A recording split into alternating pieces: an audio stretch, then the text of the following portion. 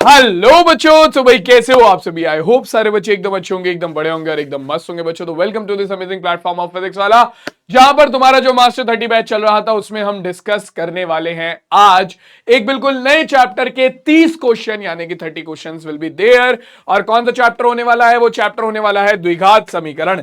ठीक है, अब तुम कहोगे सर क्या मास्टर 30 में कॉन्सेप्ट रिवीजन नहीं होता? मेरे लाल, कॉन्सेप्ट रिवीजन के लिए समरी सीरीज चल रही है द्विघात समीकरण का। अभी अगर मैं बात करूं तो ऑलरेडी पार्ट 1 आ चुका है, तो जाकर वहां पर देख सकते हो तुम समरी सीरीज में पार्ट 1 द्विघात समीकरण का।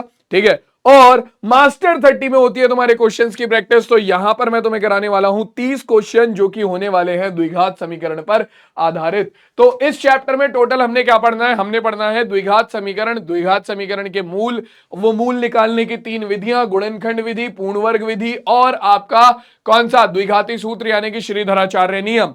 और इसके बाद द्विघाती समीकरण के मूलों की प्रकृति के बारे में भी हमें बात करनी है। तो जब ये सारी चीजें डिस्कस हो जाएंगी उसके बाद जाकर हमारा काम हो जाएगा खत्म, और इन्हीं पर बेस्ड 30 क्वेश्चन हमें आज की क्लास में डिस्कस करने हैं। तो मैं ज्यादा टाइम नहीं लगाऊंगा, मैं सीधा क्वेश्चन पर चलता हूं। ऑलरेडी अपने पास टाइम की कमी रहती है, मैथ्स में तुम जानते हो 30 क्वेश्चन करने में ज्यादा टाइम लगता है। तो भैया हम सीधा क्वेश्चन पर चलते हैं बिना कोई टाइम गवाए। क्या करना है? टॉपिक्स टू बी कवर्ड भैया 30 मोस्ट इंपॉर्टेंट क्वेश्चंस, बात ही खत्म हो जाती है। ठीक है, और पहले क्वेश्चन के साथ ही शुरुआत करेंगे। ठीक है, 8 माइनस के एक्स माइनस 2x स्क्वायर बराबर 0 के दोनों मूल परिमाण में समान हैं परंतु इनके चिन्ह विपरीत हैं, तो k का मान होगा। देखो क्या बोला है, परिमाण में समान है परंतु चिन्ह विपरीत है। ठीक है, तो भैया आपको बहुपद दे रखा है कितना? माइनस, सबसे पहले से चर की घात के घटते हुए क्रम में लिखो, माइनस 2x स्क्वायर माइनस के एक्स और प्लस 8 बराबर 0। ठीक है, अब आपको बोला है कि इस द्विघात समीकरण के जो मूल हैं वो कैसे हैं तो बराबर, लेकिन आपका इनके जो चिन्ह हैं वो अलग अलग हैं। माना अगर समीकरण के मूल में अल्फा और बीटा मानता हूं तो प्रश्न के अनुसार, अकॉर्डिंग टू क्वेश्चन, जिसे हम हिंदी में बोलते हैं प्रश्नानुसार, आपका अल्फा जो है वो बीटा के बराबर तो है लेकिन माइनस के चिन्ह के साथ, दोनों के चिन्ह अलग अलग हैं। अल्फा बराबर है माइनस बीटा के। ठीक है, तो अब यहां पर हम बहुपद का, जो द्विघात बहुपद और द्विघात समीकरण के शून्यांकों और गुणांकों में संबंध वाला टॉपिक है ना, उसका इस्तेमाल करेंगे। क्या हम जानते हैं द्विघात बहुपदों के शून्यकों का योगफल जो होता है वो बराबर होता है माइनस बी बटे ए के, माइनस बी बटे ए के बराबर होता है। ठीक है, तो अब अगर मैं बात करूं तो यहां पर आपका एक शून्यक है अल्फा, एक शून्य का मतलब बीटा, और अल्फा का मान कितना है? Minus beta. तो माइनस बीटा प्लस बीटा बराबर हो जाएगा माइनस बी बटे ए के। माइनस बी और ए का मान कहां से आएगा? अपने द्विघात बहुपद की तुलना कर दो, किससे? A x square plus b x plus c से। लेकिन यहां तो द्विघात समीकरण है, तो मेरे लाल द्विघात समीकरण के लिए जो शून्यक और गुणांकों में संबंध होता है, द्विघात बहुपद के लिए जो शून्यांक और गुणांकों में संबंध होता है, वही द्विघात समीकरण के लिए मूलों और गुणांकों में हो जाता है। तो अगर इसके मूल अल्फा और बीटा है तो इसके मूलों का योगफल माइनस बी बटे होगा, जहां पर बी का मान कितना है? बी का मान है माइनस के जो कि है एक्स का गुणांक, और ए का मान कितना है? ए है हमारा एक्स स्क्वायर का गुणांक जो कि है हमारा 2। तो हमारे पास कितना हो जाएगा बच्चों? माइनस बीटा ये हो गया हमारा 0 बराबर के माइनस के हो गया प्लस के बटे माइनस दो की गुणा करोगे 0 में तो के का मान आ गया 0। के का मान आपका 0 होगा, तब समीकरण के मूल कैसे होंगे? आपके समान होंगे, लेकिन चिन्ह कैसे होंगे? उनके विपरीत होंगे। ऑप्शन नंबर बी जो है वो यहां पर बिल्कुल करेक्ट हो जाएगा। ठीक है, टोटल 30 क्वेश्चन करने वाले हैं, 15 एमसीक्यू। जैसा कि अभी तक अगर आपने मेरी क्लासेस देखी हैं तो आपको पैटर्न पता होगा। हम क्या करते हैं? 15 एमसीक्यू करते हैं, 5 वेरी शॉर्ट, फिर शॉर्ट और फिर आपका लॉन्ग। तो यही पैटर्न आज की क्लास में भी रहेगा। 15 एमसीक्यू करेंगे, 5 शॉर्ट करेंगे, 5 वेरी शॉर्ट और 5 लॉन्ग। तो देखो भाई अगला क्वेश्चन क्या कह रहा है? कह रहा है द्विघात समीकरण इतने के दो भिन्न व वास्तविक मूल है, दो बराबर व वास्तविक मूल है, कोई वास्तविक मूल नहीं है, या दो से अधिक वास्तविक मूल है। तो देखो किसी भी द्विघात समीकरण के मूलों की प्रकृति का पता चलता है हमें उसके विविधकर से, यानी कि डी से, जिसका मान क्या होता है? B square minus 4ac। ठीक है, 10 और 17 के और एनसीईआरटी एग्जाम्पलर का ये क्वेश्चन है, ठीक है। तो हमें क्या करना पड़ेगा, अपनी द्विघात समीकरण की तुलना ax square plus b x plus c से करनी पड़ेगी, जहां से आपको a का मान क्या मिलता है, a का मान मिलता है, आप निकालोगे d का मान।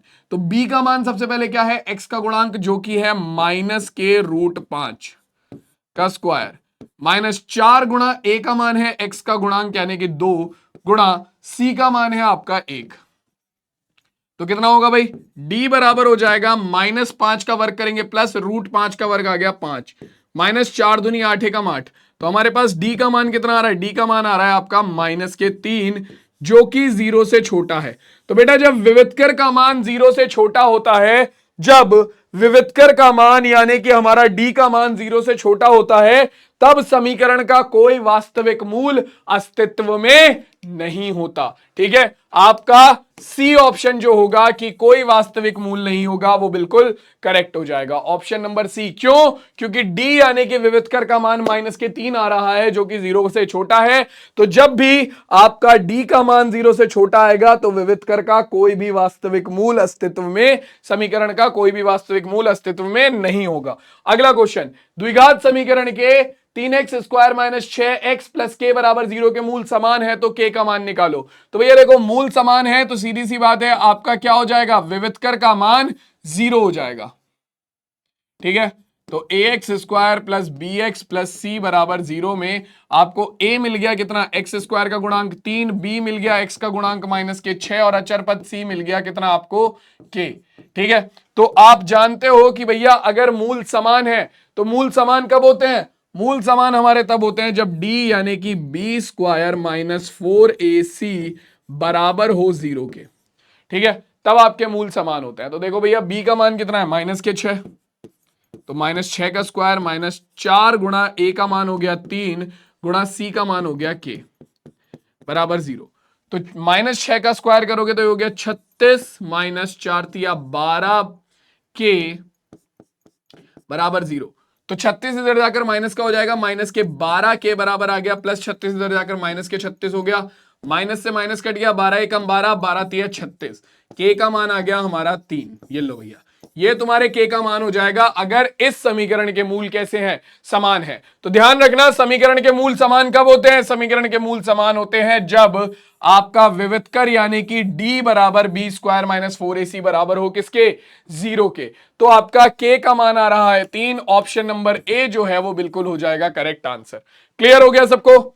अगला क्वेश्चन देखें क्या कह रहा है भाई, देखो अगला क्वेश्चन, अगला क्वेश्चन हमसे कहता है कि 1/x स्क्वायर प्लस 5 बराबर 1/9 है, तो k का x का मान क्या होगा। समीकरण को हल करते हैं, कैची गुणा होगी इधर, तो 9 की गुणा 1 में करेंगे 9 आ गया, और अपना x स्क्वायर प्लस 5 की गुणा 1 में करेंगे तो x स्क्वायर प्लस 5 आ गया, प्लस का 5 इधर जाकर माइनस हो जाएगा, तो आपके पास x स्क्वायर बराबर आ गया 9 माइनस 5 के, ठीक है। तो x स्क्वायर का मान हो गया 9 माइनस 5 आ गया आपका 4, दोनों तरफ का वर्गमूल कर दो तो x स्क्वायर का वर्गमूल करेंगे x आ जाएगा, और ये हो गया 4। अब 4 को जब भी आप वर्गमूल को बाहर निकालते हो, वर्गमूल से किसी चीज को बाहर निकालते हो, बहुत सारे बच्चे क्या करेंगे, यहां पर वर्गमूल से इसे बाहर निकालकर खाली 2 आंसर लिख देंगे, लेकिन नहीं, जब भी आप वर्गमूल से किसी संख्या को 2 बाहर निकालते हो तो उसका मान होता है +-2। उसका मान क्या होता है, उसका मान होता है +-2। तो यहां पर जो आपका मान निकल कर आएगा वो होगा आपका +-2। क्लियर हो गई बात। चलो तो ऑप्शन कौन सा करेक्ट हो गया, +-2, ऑप्शन नंबर बी जो है वो इस क्वेश्चन का बिल्कुल करेक्ट आंसर होगा। क्लियर है, सबको समझ में आ गए यहां तक के क्वेश्चन। अगला क्वेश्चन देखो क्या कह रहा है, अगला क्वेश्चन हमसे कहता है एक द्विघात समीकरण है k -1 का x square plus 2k plus 1 गुणा x माइनस 9 प्लस k के मूल का योगफल तथा गुणनफल बराबर है। इनके मूलों का योगफल और गुणनफल दोनों बराबर है, ठीक है। तो k का मान क्या होगा, तो देखो मूलों का योगफल तुम्हें पता है क्या होता है, मूलों का योगफल और मूलों का गुणनफल दोनों बराबर है, यानी कि आपका -kb/a बराबर है c/a के। मूलों का योगफल होता है -b/a, मूलों का गुणनफल होता है c/a।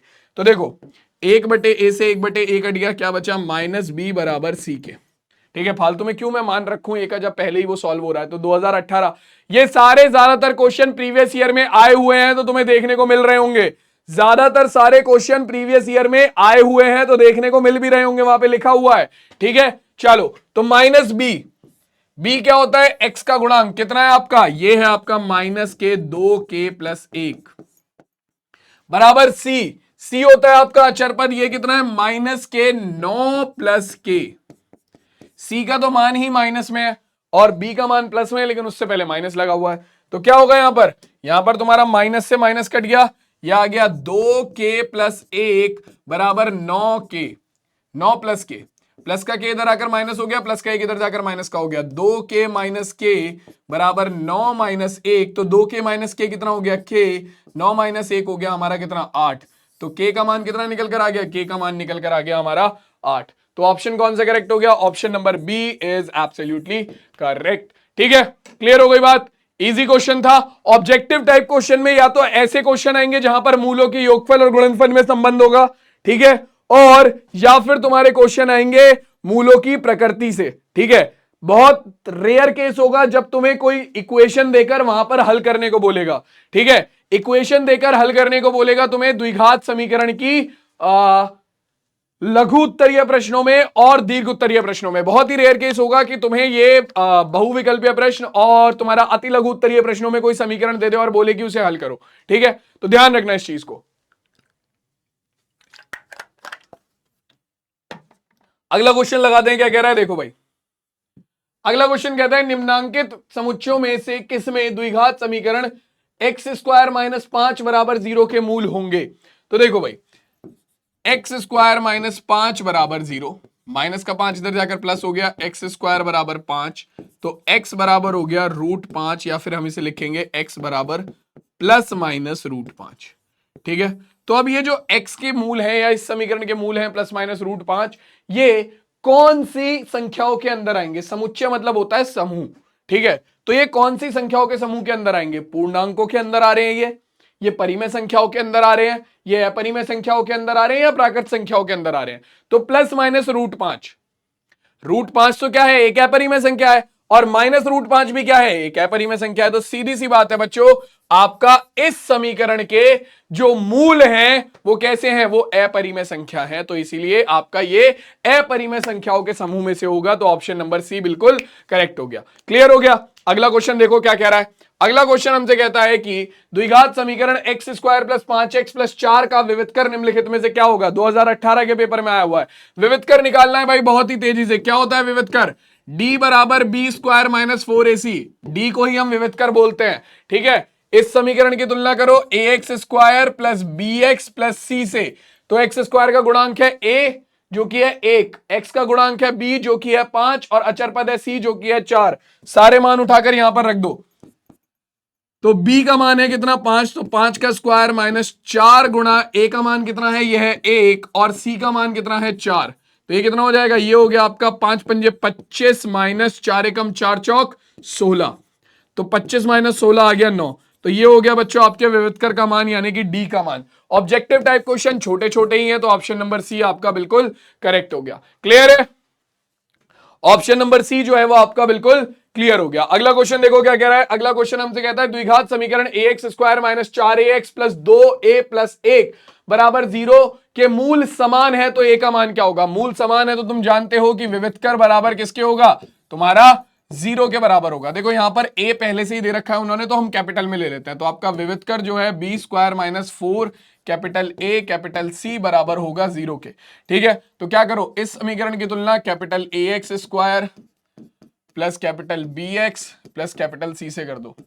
तो आपके पास क्या आएगा, x² का गुणांक है a, तो ये है स्मॉल a। ठीक है, x का गुणांक है -4 है, तो कैपिटल B का मान हो गया -4 है, और अचर पद है बच्चों तुम्हारा ये पूरा का पूरा 2a + 1। ठीक है, तो c का मान है 2a + 1, यहां से मान उठाकर रख दो तो b², यानी कि x² का गुणांक, तो -4a का होल स्क्वायर -4 गुणा a गुणा c। तो कैपिटल A का मान है स्मॉल a, और c का मान है आपका 2a + 1 बराबर 0। तो इसे हल करेंगे तो -4a का स्क्वायर करेंगे तो ये हो गया 16a² -4a गुणा 2a कितना हो गया, 4 दूनी 8 a²। देखो यहां पर माइनस का स्क्वायर करा प्लस 4 का स्क्वायर करा 16, a का स्क्वायर करा a²। -4 की गुणा -4a की गुणा माइनस के 2a में करेंगे तो कितना हो जाएगा, -4a की गुणा 2a में करेंगे तो कितना हो जाएगा, -4 दूनी 8, a गुणा a हो गया a², और माइनस कितना -4a गुणा 1 तो -4a बराबर आ गया 0 के। ठीक है, 16a² माइनस 8a² कितना हो गया 8a² माइनस 4a बराबर 0 के।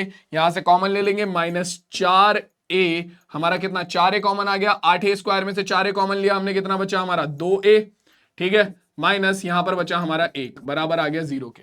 ठीक है, तो इस समीकरण से आपका a का मान कितना निकल कर आएगा, एक तो आ गया 4a बराबर 0, यानी कि a का मान आ गया एक तो 0, क्योंकि 0/4 0 हो जाएगा। दूसरा 2a माइनस 1 बराबर 0, तो a का मान कितना आ गया, माइनस का 1 इधर जाएगा, 2 भाग में चला जाएगा, 1/2। तो a के दो मान निकल कर आ गए, a बराबर 0 और a बराबर 1/2। क्या कह रहे हो भाई, दोनों ही ऑप्शन में दे रखे हैं, वाह जी वाह, वाह जी वाह।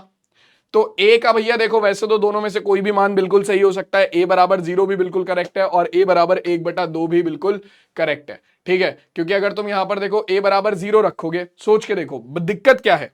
अगर तुमने यहां पर a बराबर 0 लिया तो यहां पर दिक्कत क्या होगी, तुमने a बराबर 0 लिया, तुमने a बराबर 0 इसमें रखा, तो क्या होगा 0 गुणा x², ये पूरा का पूरा पद बन जाएगा 0, और तुम्हारी जो समीकरण है वो कैसी रह जाएगी, वो एक रैखिक समीकरण रह जाएगी। तो भैया a का मान तो हम 0 ले ही नहीं सकते, क्योंकि तुम्हें पता है कि कोई भी द्विघात समीकरण कब, आपका कोई भी द्विघात समीकरण तब द्विघात समीकरण बनती है जब a का मान 0 ना हो। ठीक है, यानी कि x² का गुणांक 0 ना हो, तो आप x² का गुणांक 0 तो ले ही नहीं सकते। तो इसीलिए ये वाला जो ऑप्शन है ये तो गलत हो गया, इसीलिए इसीलिए उन्होंने क्या लगा रखा है, यहां पर ये ऑप्शन दे रखा है। तुम में से आधे बालक यही गलती करोगे कि ऑप्शन नंबर ए लगा कर आओगे और कहोगे सर हम तो चीते हैं, बिल्कुल सही आंसर लगाकर आए हैं और मजे में जीते हैं। और फिर मैं कहूंगा कि मेरे लाल तुम कर आए हो गड़बड़, क्योंकि तुमने नहीं लगाई थी यहां पर, तुमने कर दी थी थोड़ी हड़बड़। क्या हो गया यहां पर, अगर आप a ले लोगे, a बराबर 0 को आंसर कंसीडर करोगे, तो तुम्हारा x² का गुणांक 0 हो जाएगा, जो कि नहीं होना चाहिए। इसीलिए तुम a बराबर 0 को आंसर कंसीडर नहीं कर सकते, आपको आंसर a बराबर 1/2 को ही कंसीडर करना पड़ेगा, यानी कि ऑप्शन नंबर बी जो है वही करेक्ट होगा, ऑप्शन नंबर ए करेक्ट नहीं हो सकता। ठीक है, ऑप्शन नंबर बी ही बिल्कुल सही तरीके से करेक्ट होगा। क्लियर हो गई बात, चलो अगला क्वेश्चन देखो क्या कह रहा है। अगला क्वेश्चन हमसे कहता है कि भैया ए का मान ए के जिस मान के लिए समीकरण x² + 4ax + a बराबर 0 के मूल वास्तविक और भिन्न होंगे। ठीक है, वास्तविक और भिन्न होंगे कह रहा है ये, ए के किस मान के लिए समीकरण के मूल वास्तविक और भिन्न होंगे। तो मूल वास्तविक और भिन्न कब होते हैं, जब आपका d का मान क्या हो, जब आपके d का मान बड़ा हो। वास्तविक और भिन्न होते हैं जब आपके d का मान बड़ा होता है 0 से। ठीक है, यानी कि आपका b² -4, देखो यहां पर a पहले से ही ले रखा है तो कैपिटल में ले लेते हैं, b² -4 capital A capital C क्या होना चाहिए, बड़ा होना चाहिए 0 से। तो अगर तुम यहां पर देखोगे तो कैपिटल B का मान कितना हो गया आपका 4a, तो 4a का स्क्वायर -4, कैपिटल A का मान यहां पर कितना है, x² का गुणांक कितना है 1, गुणा C का मान कितना है a, तो हमारे पास आ गया 4a² -4a ग्रेटर देन 0। ठीक है, तो यहां पर अगर आप देखोगे तो आपका a का मान क्या होना चाहिए। ठीक है, मुझे भाई इस क्वेश्चन में कुछ ना कुछ गड़बड़ लग रही है, क्योंकि आप ऑप्शन में देखोगे तो यहाँ पर b/2a माइनस b/a b/a और माइनस के b/2a दे रखा है। ठीक है, जबकि यहाँ पर हमारी पूरी समीकरण में कहीं पर भी b नहीं है। ठीक है, तो इस क्वेश्चन में कोई ना कोई थोड़ी सी गड़बड़ है। ठीक है, क्वेश्चन कहीं ना कहीं कुछ ना कुछ ये इनकरेक्ट है, अगर क्वेश्चन करेक्ट होता तो यहाँ पर कहीं ना कहीं बी होता, समझ रहे हो, तुम्हारे आंसर में कहीं ना कहीं तुम्हारे समीकरण में बी होता, वरना यहां पर बी कहां से आ गया। ठीक है, अपने आप तो कहीं से उड़कर आएगा नहीं, तो कुछ ना कुछ तो लोचा है इस क्वेश्चन में। ठीक है, हम चेक कर लेते हैं एक बार, रुक जाओ जरा, तुम इतने इसे नोटिस करो, एक बार देखो, तुम भी बताओ कुछ गड़बड़ दिख रही है तो। देखो यार गैस, क्वेश्चन तो देखो ऐसे ही सॉल्व होगा। ठीक है, सेम इसी तरीके से सॉल्व होगा, इसमें बस छोटा सा जो हमने एरर किया वो ये वाला है कि हम जब b का स्क्वायर करेंगे तो यहाँ पर b है हमारा कितना, b है हमारा 4a, तो ये हो जाएगा 16a²। ठीक है, 16a² होगा 4ac। ठीक है, तो अब दिक्कत क्या है, दिक्कत इसमें यही है कि इसमें कोई सा भी ऑप्शन करेक्ट है नहीं। ठीक है, मुझे नहीं लगता कि कोई सा भी ऑप्शन करेक्ट है। यहाँ से 4a हम अगर कॉमन भी ले लेंगे तो ये हो जाएगा आपका 4a - 1, ठीक है, इज ग्रेटर देन 0। तो इसे सॉल्व करके हम आंसर निकाल सकते हैं, बट अपना ये वाले क्वेश्चन में मुझे कुछ ना कुछ एरर लग रहा है, ठीक है। एक जगह ये भी हो सकती है कि यहाँ पर a ना हो, ठीक है, केवल क्या हो, x² + 4x + a हो, ठीक है, ये भी आपका हो सकता है, तब भी आपका आंसर आप निकालोगे तो तब आपका आंसर, अगर यहाँ से a हटा दोगे तो तब आपका आंसर क्या आएगा, a इज ग्रेटर देन 4, मतलब a इज लेस देन 4 के लिए आपकी जितनी भी वैल्यू होंगी a लेस देन 4 वाली, उन सब के लिए इसके मूल वास्तविक होंगे। तो बट इसमें थोड़ा सा एरर है क्वेश्चन में, ठीक है। नेक्स्ट क्लास में मैं देख लूंगा, अगर मुझे इसका सॉल्यूशन मिल गया, मतलब एरर करेक्ट करके अगर ये मुझे मिल गया तो मैं नेक्स्ट क्लास में डिस्कस करा दूंगा, बट इसमें थोड़ा सा एरर है तो लिख भी देते हैं, मैं यहाँ पर मेंशन कर देता हूँ हल्का सा कि भैया एरर है यहाँ में, ठीक है। चलो कोई दिक्कत नहीं है, अगला क्वेश्चन देख लेते हैं क्या कह रहा है। फालतू का टाइम लग गया इसमें, कि निम्न में से कौन द्विघात समीकरण नहीं है, ये पूछ रहा है कौन द्विघात समीकरण नहीं है। तो देखो भाई, यहां पर आपका पहली बात तो ये गुणा का निशान है, बराबर नहीं है, ठीक है। और अब बताओ इनमें से कौन सी द्विघात समीकरण नहीं है। तुम इन सबको हल करोगे, सारी की सारी द्विघात समीकरण निकलेंगे केवल इसे छोड़कर, ठीक है। ये आपकी निकलेगी, अगर मैं इसे हल करूंगा तो ये आएगा, देखो ये है x² + 1/x² बराबर 212। एलसीएम लोगे x की घात 4 + 1/x² बराबर 212। तो ये समीकरण बन जाएगी आपकी x की घात 4 + 1 बराबर 212 गुणा x², ये इधर आकर हो गया माइनस का, तो x की घात 4 + 1 - 212 x² बराबर 0। तो ये समीकरण एक द्विघात समीकरण नहीं है, बाकी सारी की सारी समीकरण द्विघात समीकरण बनेगी, तो हमसे ऑप्शन नंबर डी जो है वो बिल्कुल करेक्ट हो जाएगा। क्लियर हो गई बात। अगला क्वेश्चन लगाते हैं, देखो अगला क्वेश्चन क्या कह रहा है। अगला क्वेश्चन हमसे कहता है कि निम्नलिखित में से किस समीकरण के मूल 2 हैं। तो भैया जो भी दो जिस समीकरण को संतुष्ट कर देगा उसी के मूल होंगे। सबसे पहले यहां पर रखो 2, तो कितना आएगा, 2 का वर्ग हो गया 4 माइनस 4 गुणा 2 कितना हो जाएगा आपका, 4 दूनी 8 माइनस 21, तो -8 - 21 हो गया -29, -29 + 2 कितना हो जाएगा, सॉरी -29 + 4 कितना हो जाएगा तुम्हारा, ये आएगा कितना, -25 बराबर 0। LHS बराबर RHS आ रहा है, नहीं जी, तो ये ऑप्शन नहीं है, ठीक है। अगला देखो, ये हो जाएगा कितना, 2 का वर्ग 4 माइनस 4 दूनी 8 + 5, तो 5 4 9 -8 1 बराबर 0 के, क्या LHS = RHS है, नहीं, ये भी खत्म, ठीक है। देखो भाई, 2 का वर्ग 4 -2 गुणा 2 4 + 1, तो 4 - 4 0 + 1 कितना है, 1 बराबर 0, क्या आ रहा है, 1 बराबर 0 आ रहा है, ये भी नहीं है। यहां पर चेक करो, ये होगा तुम्हारा 2 का वर्ग 4 4 दूनी 8 8 और 6 14 -7 गुणा 2 कितना, 7 दूनी 14 14 - 14 0 0 बराबर 0, LHS बराबर RHS। तो केवल x बराबर 2 से आपकी जो ऑप्शन नंबर डी वाली समीकरण है वो संतुष्ट हो रही है, यानी कि इसी समीकरण का मूल होगा आपका 2, ठीक है। क्लियर हो गया क्वेश्चन। अगला क्वेश्चन देखते हैं, देखो क्या कह रहा है। अगला क्वेश्चन हमसे कहता है कि समीकरण b - x² + c - a गुणा x + a - b के मूल समान है, तो a + c का मान निकालो। तो यार देखो, समीकरण के मूल समान है, यानी कि b² - 4ac upon 2a, sorry b² - 4ac बराबर होगा 0 के। तो इस समीकरण की तुलना कर दो ax² + bx + c बराबर 0 से, ठीक है, मतलब कैपिटल में, क्योंकि स्मॉल में तो इन्होंने समीकरण में ही दे दिया है। तो ax² + capital bx + capital c बराबर 0 से। तो देखो, a का मान कितना हो गया, b - c, b का मान कितना हो गया, c - a, और c का मान कितना हो गया, a - b। ये सारे मान उठाकर यहां पर रख दो, क्योंकि मूल समान है, ठीक है। a + c का मान निकालना है, बस मान रखो और a + c को मान निकालने की कोशिश करो। तो b का मान हो गया आपका c - a का होल स्क्वायर -4 गुणा a का मान है b - c और कैपिटल C का मान है a - b। ये क्वेश्चन बच्चों जनरली आपका 1 मार्क में नहीं आता है, ये 2 या 3 मार्क में आएगा जनरली क्वेश्चन, क्योंकि अच्छा क्वेश्चन है ये, ठीक है। इसका होल स्क्वायर करेंगे तो कितना आएगा, ये हो जाएगा c² + a² माइनस के 2 गुणा c गुणा a, -4 की गुणा b में करेंगे और a में करेंगे, तो देखो b की गुणा a में करी तो ba, उसकी गुणा -4 में करेंगे तो -4 ab, b की गुणा -b में करी तो b², उसकी गुणा -4 में करी तो -4 कितना, b की गुणा -b में करी तो -b², उसकी गुणा -4 में करी तो प्लस b², 4b², ठीक है। अब -c की गुणा a में करी तो -ac गुणा -4, तो प्लस 4 ac, और -c की गुणा -b में करी तो प्लस bc, और उसकी गुणा -4 में करी तो -4 bc बराबर हो गया 0 के। हमें एसी का मान निकालना है, हमें एसी का मान निकालना है। तो सबसे पहले देखो यहां पर क्या होगा, आपका ये बन गया a square plus c square minus 2ac plus 4ac। तो 4ac माइनस 2ac कितना हो गया, प्लस के 2ac।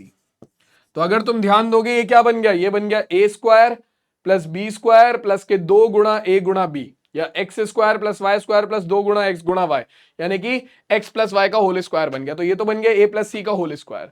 आगे जो बन रहा है उसे देखते हुए चलो, क्या बन रहा है, माइनस के 4ab माइनस के 4bc प्लस 4b स्क्वायर।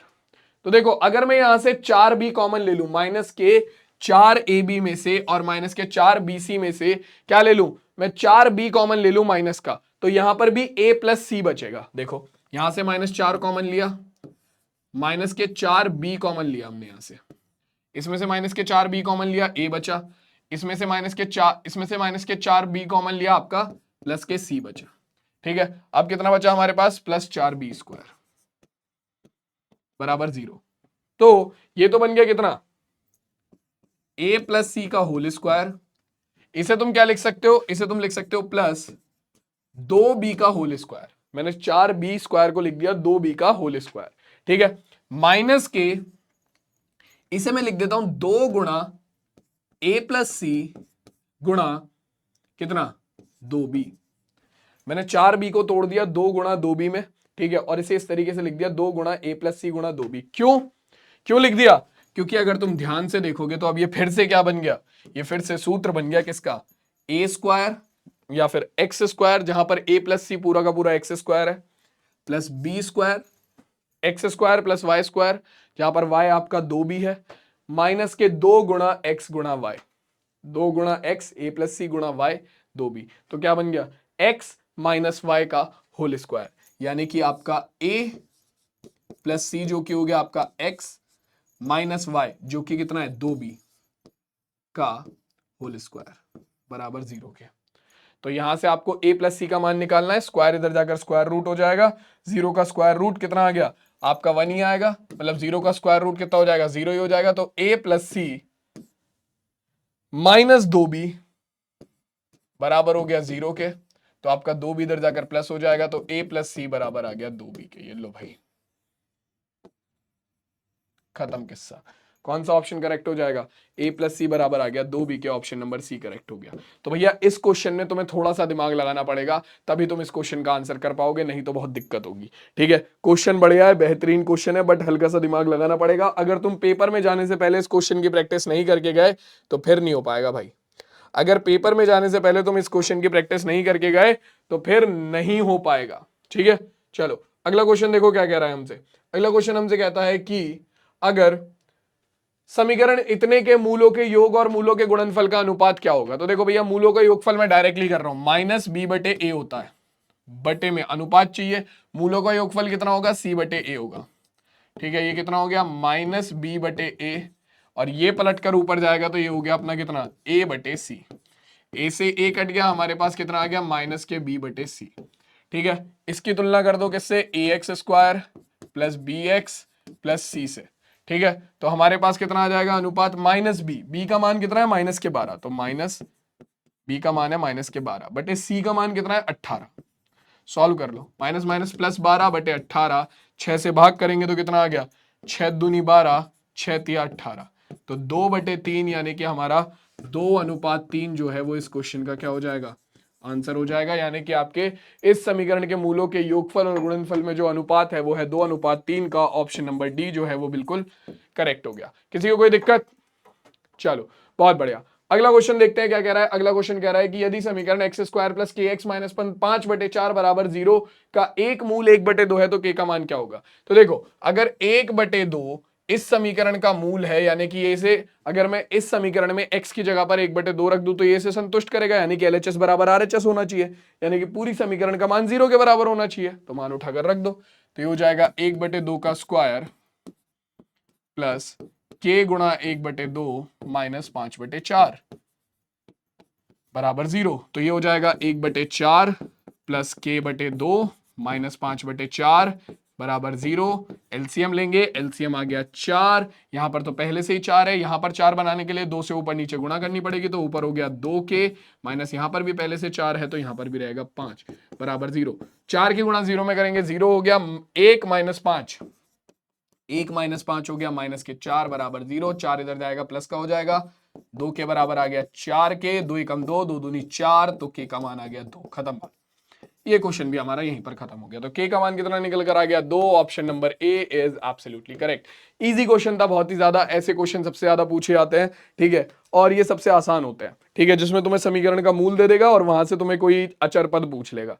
तो कैसे निकालोगे उसे कि भैया समीकरण का जो मूल दिया हुआ है उसे उठाकर समीकरण में रख दो, एलएचएस को आरएचएस के इक्वल कर दो और वैल्यू निकाल लो, ठीक है।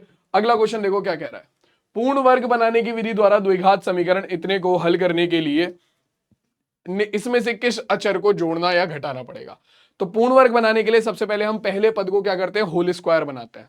तो ये है 9x का स्क्वायर, तो इसे मैं लिख सकता हूं 3x का होल स्क्वायर, ठीक है। उसके बाद बीच वाले पद को हम बनाना शुरू करते हैं 2ab, ठीक है। तो यहां पर 2 तो है नहीं, ठीक है, तो 2 लाने के लिए मुझे 2 से ऊपर नीचे गुणा करनी पड़ेगी, प्लस 2 हो गया 3/4 गुणा x माइनस √2 बराबर 0। तो 3x का होल स्क्वायर प्लस 2 गुणा a चाहिए, a कितना है 3x, तो 3x यहां पर पहले से ही है, गुणा 3x, बचा कितना, बचा हमारा 4 दूनी 8 और 1, तो 1/8 माइनस √2 बराबर 0। तो ये हो गया a स्क्वायर प्लस 2 गुणा a गुणा b कितना है आपका 1/8। अब आपको अगर इसका होल स्क्वायर बनाना है यानी कि पूर्ण वर्ग बनाना है तो आपको क्या करना पड़ेगा, 1/8 के स्क्वायर को जोड़ना और घटाना पड़ेगा, ठीक है। 1/8 के स्क्वायर को, क्योंकि आपको b स्क्वायर चाहिए, a square plus 2 plus a plus b, sorry a square plus 2ab plus b square, तो b स्क्वायर यानी कि आपका 1/8 का होल स्क्वायर। तो 1/8 का होल स्क्वायर कितना होगा, 1/8 का होल स्क्वायर आपका होगा 1/64। तो यानी कि आपको 1/64 को जोड़ना और 1/64 को घटाना पड़ेगा अगर आपको इसे पूर्ण वर्ग विधि से हल करना है। तो ऑप्शन नंबर बी 1/64 बिल्कुल करेक्ट आंसर होगा। गलती से ऑप्शन नंबर ए 1/8 मत लगा देना, आपको बी के स्क्वायर को जोड़ना और घटाना है, ना कि बी को। तो बी का स्क्वायर क्या होगा 1/8 का होल स्क्वायर यानी कि 1/64, ना कि 1/8, ठीक है। क्लियर हो गया। चलो अब देखो अगला क्वेश्चन। अब यहां पर आपके जो 15 क्वेश्चन थे वो खत्म हो चुके हैं, ठीक है। अब हम चलेंगे सीधा हमारे अति लघु उत्तरीय प्रश्नों पर, ठीक है।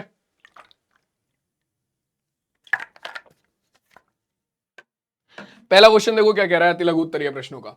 ये कहता है कि द्विघात समीकरण के मूलों की प्रकृति ज्ञात कीजिए, कि मूल अस्तित्व में हो तो उन मूलों को भी ज्ञात कीजिए। द्विघात समीकरण की प्रकृति ये रे भैया, द्विघात समीकरण 3x square minus 2√6x plus 2 बराबर 0। मूलों की प्रकृति निकालने के लिए मुझे इसका विविधकर निकालना पड़ेगा।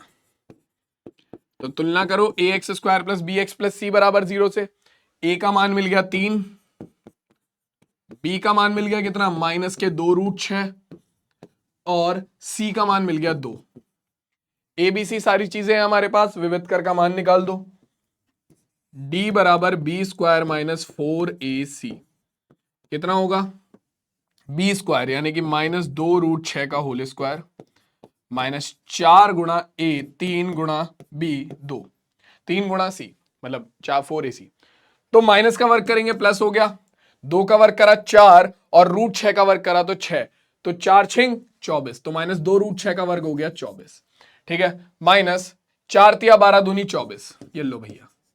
तो ये कितना आ गया, ये हो गया आपका 24 माइनस 24 हो गया 0।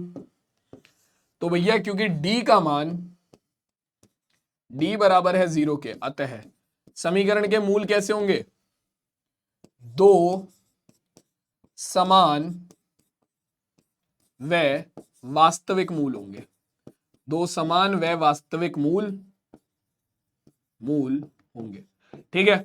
अब इन्होंने बोला है कि इस समीकरण के मूल अगर वास्तविक हैं तो उन्हें ज्ञात भी करना है, ठीक है, अस्तित्व में है तो ज्ञात भी करना है, ठीक है। तो भैया देखो अब ज्ञात करने के लिए कौन सी विधि का इस्तेमाल करना है ये तो बताया नहीं है, तो मैं तो डायरेक्टली श्रीधराचार्य लगाऊंगा, क्योंकि एबीसी का मान मुझे पता है, बी स्क्वायर माइनस 4ac का मान मैंने लगा रखा है। क्या होगा श्रीधराचार्य से x बराबर होगा minus B plus minus square root के अंदर बी स्क्वायर माइनस 4ac बटे 2a डायरेक्ट श्रीधराचार्य सूत्र है, तो x का मान हो गया माइनस बी का मान कितना है भैया, b का मान है माइनस के 2√6, ठीक है, minus 2√6 plus minus square root के अंदर बी स्क्वायर माइनस 4ac का मान ऑलरेडी निकाल चुके हैं, 0 है, बटे 2 गुणा a का मान कितना है भैया, a का मान हम देख लेते हैं, यह है 3, तो हमारे पास आ गया कितना, ये हो गया minus minus plus 2√6 plus minus 0 बटे में 2 तिया 6, तो हमारे पास क्या आएगा, हमारे पास निकल कर आ गया x के दो मान, सबसे पहले आपका 2√6 बटे 6 और दूसरा भी यही होगा 2√6 बटे 6, 2 से भाग कर दो, 2 तिया 6, तो ये आ गया x बराबर √6 बटे 3 और ये भी हो गया आपका 2 एकम 2, 2 तिया 6, तो x बराबर √6 बटे 3, खत्म किस्सा। ये आपके समीकरण के क्या हो गए, मूल हो गए, ठीक है, इजी क्वेश्चन था, आसान था, प्यार से हो गया।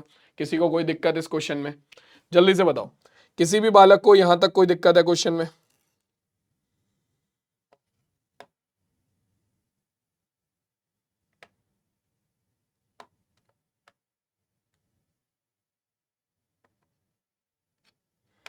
क्लियर है भाई?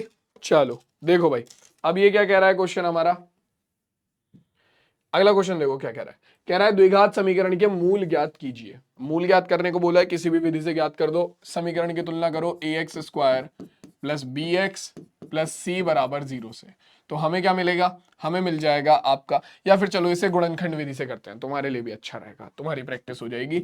2x square minus 2√2x plus 1 बराबर 0, तो सबसे पहले अचर पद की गुणा करेंगे एक्स स्क्वायर के गुणांक से, यानी कि 1 की गुणा करी 2 से, 2 एकम 2, तो आपको आपके मध्य पद को इस तरीके से तोड़ना है कि इसकी गुणा करने पर तो 2 आए और मध्य पद के बाद प्लस का चिन्ह है, तो उसे जोड़ने पर कितना है, आपके पास 2√2 है। तो ऐसी दो संख्या है जिनकी गुणा करने पर 2 और जिन्हें जोड़ने पर 2√2 है, √2 और √2 गुणा √2 होता है 2 और √2 प्लस √2 2√2 होगा, तो अपने पास हो गया इसका क्या, मध्य पद का विभाजन, तो ये हो जाएगा 2√2 को हम लिख देंगे √2 प्लस √2 गुणा x प्लस 1 बराबर 0, ठीक है, ये हो गया 2x स्क्वायर, माइनस के और x के अंदर गुणा करेंगे तो माइनस के √2x माइनस के √2x प्लस 1 बराबर 0, तो यहां से माइनस के √2x कॉमन आ रहा है दोनों में से, यहां से माइनस के √2x कॉमन लेंगे तो ये बचेगा √2x माइनस 1, और यहां पर √2 प्लस 1 है तो इसे भी √2 माइनस 1 बनाना है, तो उसके लिए क्या करेंगे, माइनस 1 कॉमन ले लेंगे, तो ये बन गया √2x माइनस 1 बराबर 0। इन दोनों में से √2x माइनस 1 कॉमन आ रहा है, यहां पर कितना बचा, √2x, यहां पर कितना बचा, माइनस 1 बराबर 0, तो दोनों समान गुणनखंड बन रहे हैं। इसका मतलब सिंपल है कि भैया क्या होगा, दोनों के मूल एक जैसे आएंगे। पहला मूल हो जाएगा √2x माइनस 1 बराबर 0, तो यहां से x का मान हो गया माइनस के, माइनस इधर जाकर प्लस हो जाएगा, यानी कि 1 बटे √2, ठीक है, और दूसरा मान भी यही हो जाएगा x बराबर 1 बटे √2, क्योंकि मूल बराबर है। गुणनखंड कैसे हैं, बिल्कुल समान है, गुणनखंड कैसे हैं, बिल्कुल समान है, तो मूल समान ही आएंगे, ठीक है। क्लियर हो गया ये क्वेश्चन भी। अगले क्वेश्चन पर चलें, क्या कह रहा है, देखो भाई अगला क्वेश्चन हमसे कहता है कि अल्फा और बीटा द्विघात समीकरण इतने के मूल हैं, तो अल्फा स्क्वायर गुणा बीटा प्लस बीटा स्क्वायर गुणा अल्फा का मान ज्ञात करो। तो दोनों में से क्या करो, देखो आपको जो निकालना है पहले उसकी बात करते हैं। अल्फा स्क्वायर गुणा बीटा प्लस बीटा स्क्वायर गुणा अल्फा, दोनों में से अल्फा बीटा कॉमन लो, यहां से अल्फा बीटा कॉमन लिया, अल्फा बचा, यहां से अल्फा बीटा कॉमन लिया, बीटा बचा। कुछ रह गया इस क्वेश्चन में, कुछ रह गया इस क्वेश्चन में करने को? मूलों का गुणनफल, मूलों का योगफल। क्या होता है मूलों का गुणनफल, c बटे a, मूलों का योगफल माइनस b बटे a। सारी चीजें हैं तुम्हारे पास। इस समीकरण की तुलना ax square plus b x plus c बराबर 0 से करो, तुम्हें क्या मिल जाएगा, c का मान है 5 बटे a का मान है 2 गुणा, सॉरी, आपका माइनस b का मान है माइनस के 3, a का मान है 2, सॉरी a का मान है कितना, आपका 2, तो कितना हो गया भैया ये, इसे हल कर लो, तो ये हो गया 5 बटे 2 गुणा माइनस माइनस प्लस 3 बटे 2, तो 5 तिया 15 बटे 2 दूनी 4। ये लो भाई, ये आ गया आपका क्या, alpha square beta plus beta square alpha का मान। क्वेश्चन बहुत इजी है, बस आपको हल्का सा दिमाग लगाना पड़ेगा। अगर तुमने हल्का सा भी दिमाग लगा दिया तो तुम लोगों का काम हो जाएगा। ठीक है, चलो अगला क्वेश्चन लगाते हैं। क्या कह रहा है, देखो भाई अगला क्वेश्चन हमसे कह रहा है कि हमारा द्विघात समीकरण इतने का विविधकर ज्ञात कीजिए और फिर मूलों की प्रकृति ज्ञात कीजिए। विविधकर ज्ञात करते ही तो तुरंत पता लग जाएगा मूलों की प्रकृति क्या है। 2020 के पेपर में आया हुआ है। समीकरण की तुलना करो, a x square plus b x plus c बराबर 0 से। एक्स स्क्वायर का गुणांक है ए, तो ए का मान हो गया 2, एक्स का गुणांक है बी, बी का मान हो गया -4 और अचर पद है सी। ठीक है, विविधकर निकालो, डी बराबर क्या होता है बी स्क्वायर -4ac। निकाल दो तुरंत 1 सेकंड में। तो बी स्क्वायर, बी का मान है -4, तो -4 का स्क्वायर -4 गुणा ए गुणा सी, तो 4 गुणा ए का मान हो गया 2, सी का मान हो गया 3। तो डी बराबर कितना आ गया आपका, -4 का स्क्वायर हो गया 16, 4 दूनी 8 तिया 24। ठीक है, तो 16 - 24 कितने हो गए, डी का मान आ गया आपका -8, जो कि क्या है, जो कि क्या है, क्या है भाई, जो कि आपका सिंपल 0 से छोटा है। तो अगर 0 से छोटा है, मूलों की प्रकृति 0 से छोटी है भैया। अगर डी का मान 0 से छोटा है तो मूलों की प्रकृति क्या होगी, कोई वास्तविक मूल अस्तित्व में नहीं होगा। बात खत्म। कोई वास्तविक मूल अस्तित्व में नहीं होगा। खत्म बात, क्वेश्चन कंप्लीट जयराम जी की, हो गया। ठीक है, बहुत बेसिक से क्वेश्चन है। अति लघु उत्तरीय प्रश्नों में 2 नंबर में तुम क्या ही एक्सपेक्ट कर रहे हो, ऐसे ही क्वेश्चन आएंगे। ठीक है, चलो आगे बढ़ते हैं, अगला क्वेश्चन देखते हैं क्या कह रहा है। अगला क्वेश्चन कह रहा है द्विघात समीकरण ज्ञात कीजिए जिसके मूलों का योगफल a और मूलों के वर्गों का योगफल b है। तो बेसिकली इसने बोला है कि आपके मूल अगर अल्फा और बीटा है तो मूलों का योगफल तो आपका कितना है, a है, और मूलों के वर्गों का योगफल यानी कि alpha square plus beta square आपका कितना है, बी स्क्वायर। ठीक है, बी स्क्वायर है। तो अब ये इस केस में बोल रहा है तुमसे कि मूलों के लिए क्या, अपनी समीकरण ज्ञात करो। तो समीकरण ज्ञात करने के लिए तुम्हें अल्फा प्लस बीटा और अल्फा गुणा बीटा का मान चाहिए। तो अल्फा प्लस बीटा तो है, अल्फा गुणा बीटा नहीं है, क्या करें। देखो सीधी सी बात है, दोनों तरफ एक काम करो, अल्फा गुणा 2 गुणा अल्फा प्लस बीटा से जोड़ दो, दोनों तरफ 2 गुणा अल्फा प्लस बीटा जोड़ दो, उससे क्या होगा देखते हैं अभी। देखो alpha square plus beta square plus 2 गुणा अल्फा बीटा बराबर बी स्क्वायर प्लस 2 गुणा अल्फा बीटा, दोनों तरफ जोड़ दिया, बहुत बढ़िया। ये क्या बन गया, ये बन गया अल्फा प्लस बीटा का होल स्क्वायर। सिंपल, ये क्या है, बी स्क्वायर प्लस 2 गुणा अल्फा बीटा। ठीक है, अल्फा प्लस बीटा का मान तुम्हें क्वेश्चन में पता है कितना, ए है। तो ये हो गया ए स्क्वायर बराबर बी स्क्वायर प्लस 2 गुणा अल्फा बीटा। बी स्क्वायर इधर जा जाएगा, ए स्क्वायर माइनस बी स्क्वायर बटे 2 बराबर अल्फा गुणा बीटा के बराबर। ये आ गया तुम्हारा अल्फा गुणा बीटा का मान। और बताओ, अल्फा गुणा बीटा का मान आ गया, समीकरण क्या हो जाएगी, समीकरण क्या हो जाएगी बताओ, समीकरण क्या हो जाएगी तुम्हारी,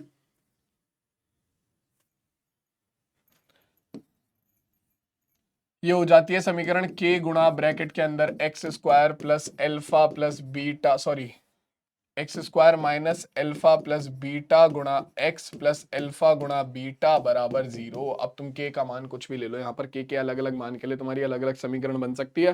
ठीक है, बट मैं k का मान एक ही लेता हूं। तो x square minus alpha plus beta का मान कितना है, अल्फा प्लस बीटा मूलों का योगफल है a, तो गुणा x प्लस अल्फा गुणा बीटा का मान कितना है, अल्फा गुणा बीटा का मान है हमारा 2a square minus B square बटे 2 बराबर 0। तुम चाहो तो एलसीएम ले लो, तो ये हो गया 2x square minus 2ax plus a square minus B square बटे में 2 बराबर 0। 2 की गुणा इधर कर देंगे तो 2x square minus 2ax plus a square minus B square, बात खत्म, बराबर 0 के। ये बन गई तुम्हारी समीकरण। किसी को कोई दिक्कत अभी तक के क्वेश्चंस में, अभी तक के क्वेश्चंस में किसी भी बालक को कोई दिक्कत है तो बताओ। हाँ जी, कोई दिक्कत है अभी तक, चलो तो यहां तक आपके अति लघु उत्तरीय प्रश्न हो गए हैं खत्म। अब जो भी प्रश्न आएंगे वो थोड़े बड़े होंगे, वो थोड़े अच्छे होंगे, और अब तुम्हारे प्रश्न आएंगे असली वाले, जहां पर हम समीकरणों को हल करने की प्रैक्टिस करेंगे। ठीक है, तो यहां पर हम समीकरणों को अलग अलग तरीके से हल करेंगे, एक एक करके सीधा शुरुआत करते हैं। पहले क्वेश्चन के साथ देखते हैं, लघु उत्तरीय प्रश्न है पहला ही, और पहली ही मैंने बोला था कि समीकरण ही आएंगी, अब ज्यादातर समीकरण आएंगी। एक आयताकार पार्क की लंबाई उसकी चौड़ाई से 8 मीटर अधिक है, यदि पार्क का क्षेत्रफल 240 मीटर स्क्वायर हो तो पार्क की लंबाई और चौड़ाई ज्ञात करो। तो देखो, समीकरण बनाने के लिए सबसे पहले हमें चाहिए होते हैं चर, और हम चर उन्हीं चीजों को मानते हैं जो हमें निकालने होते हैं। तो हमें लंबाई और चौड़ाई निकालनी है, तो हम लंबाई और चौड़ाई को ही चर मानेंगे। तो माना सबसे पहले लंबाई बराबर हो गई आपका x के। ठीक है, तो क्या बोला है, लंबाई उसकी चौड़ाई से 8 मीटर अधिक है। तो अगर मैं मान लो यहां पर लंबाई को ना मानकर, क्योंकि हमें बोला है कि लंबाई चौड़ाई से 8 मीटर अधिक है, तो मैं चौड़ाई को x मान लेता हूं, क्योंकि हमें लंबाई का मान चौड़ाई से मिल जाएगा। तो लंबाई कितनी हो जाएगी, बोला है कि ये भाई साहब चौड़ाई से 8 मीटर अधिक है, तो चौड़ाई का मान हमने x माना है, तो x प्लस 8 मीटर हो गया ये। ठीक है, क्योंकि उसने बोला है लंबाई चौड़ाई से 8 मीटर अधिक है। अब पार्क का क्षेत्रफल दे रखा है, तुम जानते हो क्षेत्रफल क्या होता है, लंबाई गुणा चौड़ाई। तो लंबाई गुणा चौड़ाई डायरेक्टली दे रखा है, मैं डायरेक्टली लिख रहा हूं लंबाई गुणा चौड़ाई। तो x प्लस 8 गुणा x बराबर दे रखा है कितना, 240 मीटर स्क्वायर। क्योंकि पार्क कैसा है, आयताकार है, आयत का क्षेत्रफल होता है लंबाई गुणा चौड़ाई, जो कि दे रखा है 240। तो लंबाई गुणा चौड़ाई बराबर हो गई 240 के, जो कि हमने डायरेक्टली रख दिया। तो यहां से हमारे पास आ गया एक्स स्क्वायर प्लस 8x, और प्लस का 240 इधर आकर हो गया माइनस के 240 बराबर 0। ये बन गए बच्चों आपके समीकरण।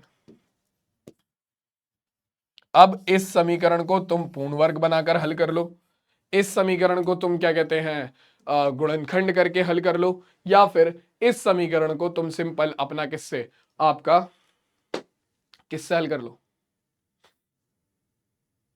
श्रीधराचार्य सूत्र से हल कर लो। मैं गुणनखंड बनाकर हल कर देता हूं, 2 मिनट लेंगे। 240 की गुणा एक्स स्क्वायर के गुणांक में करोगे, ये 1 है, तो 240। 8 के ऐसी दो संख्या है जिनकी गुणा करने पर 240 आ जाए और जिन्हें घटाने पर आपके पास 8 आ जाए। तो ऐसी दो संख्या आपकी होंगी 20 और 12, क्योंकि 20 गुणा 12 करोगे तो 12 दूनी 24 यानी कि 240, और 20 में से 12 को घटाओगे तो 8 आ जाएगा। तो आपका 8 को हम बराबर लिख देंगे किसके, 20 माइनस 12x माइनस 240 बराबर 0 के। ठीक है, x की गुणा अंदर करेंगे और हमारे पास कितना आएगा, एक्स स्क्वायर प्लस 20x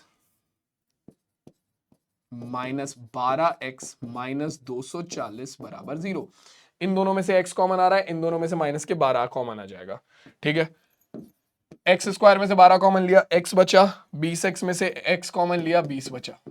ठीक है, यहां से माइनस के 12 कॉमन ले लेंगे। ठीक है, माइनस 12x में से माइनस 12 कॉमन लिया, x बचा, और माइनस के 240 में से माइनस 12 कॉमन लिया, तो ये हो गया आपका 20 बराबर 0। दोनों में से x प्लस 20 कॉमन आ गया, अंदर बचा x माइनस 12 बराबर 0।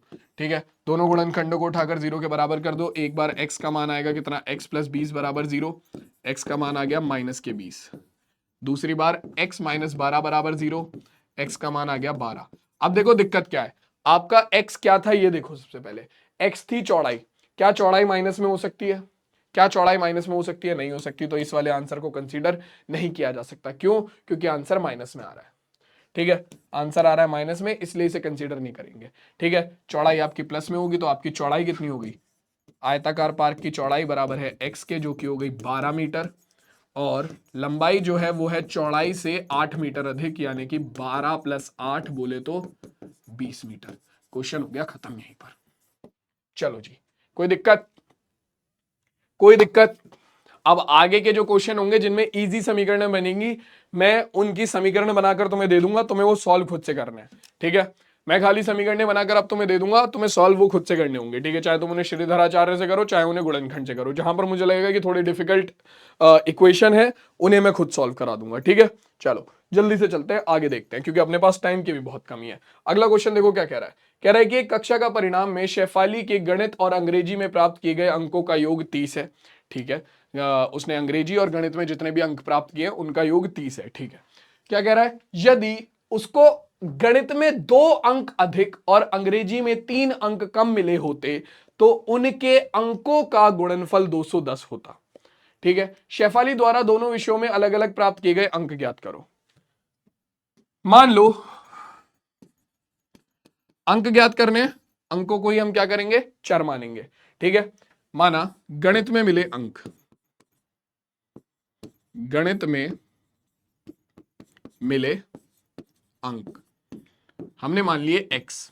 अब लगाओ दिमाग, यहां पर दौड़ाना पड़ेगा तुम्हें हल्का सा दिमाग। कैसे? उसने बोला है कि गणित और अंग्रेजी में प्राप्त किए गए अंकों का योग 30 है। तुम्हारे भाई के पास कितनी 40 टॉफी है, ठीक है, तुम्हारे भाई ने से उसमें से 12 ले ली, तुम्हारे पास कितनी बची 40 माइनस 12, ठीक है। सेम इसी तरीके से गणित और अंग्रेजी के दोनों के अंक मिलाकर 30 है, उनमें से x अंक गणित ने ले लिए, अंग्रेजी के पास कितने बचे 30 माइनस x, सीधी बात, ठीक है। तो अंग्रेजी में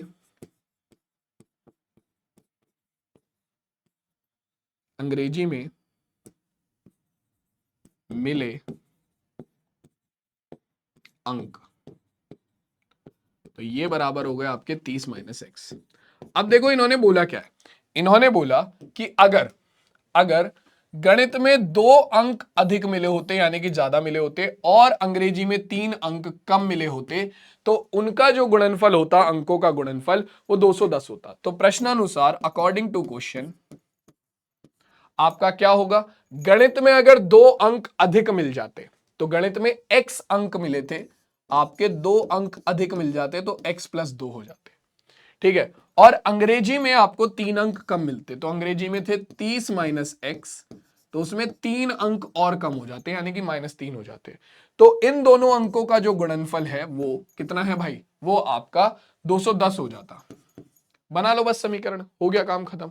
ये हो गई x प्लस 2, 30 माइनस 3 हो जाएगा कितना 27 माइनस एक्स बराबर 210। x की गुणा करेंगे 27 में 27x, x की गुणा करेंगे माइनस के x में माइनस एक्स स्क्वायर, 2 की गुणा करेंगे 27 में तो ये हो जाएगा अपना कितना 54, और 2 की गुणा करेंगे माइनस एक्स में तो माइनस के 2x बराबर आ गया 210 के, ठीक है। सबको उठाकर एक तरफ लेकर जाओ, देखो 27x माइनस 2x हो गया आपका 25x, बाकी सब एक तरफ जाएगा तो कितना बचेगा माइनस एक्स स्क्वायर, दूसरी तरफ गया एक्स स्क्वायर आ गया, ठीक है। 27x minus 25x, 27x minus 2x, 25x plus का 25x दूसरी तरफ गया माइनस के 25x हो गया, ठीक है। और 54 इधर प्लस का है दूसरी तरफ जाएगा तो माइनस के 54 हो जाएगा, प्लस 210 बराबर 0, ठीक है। तो देखो भैया अपने पास कितना आ जाएगा, ये हो जाएगा एक्स स्क्वायर माइनस 25x, ठीक है। हमारा 10 में से 4 गया 6 बचा, प्लस के 10 में से 4 गया 6 बचा, ठीक है। और हमारा 10 में से 4 गया 6 बचा, 10 में से 5 गया 5 बचा, तो ये आ गया 156, ठीक है, बराबर आ गया 0 के। ठीक, क्लियर हो गई बात।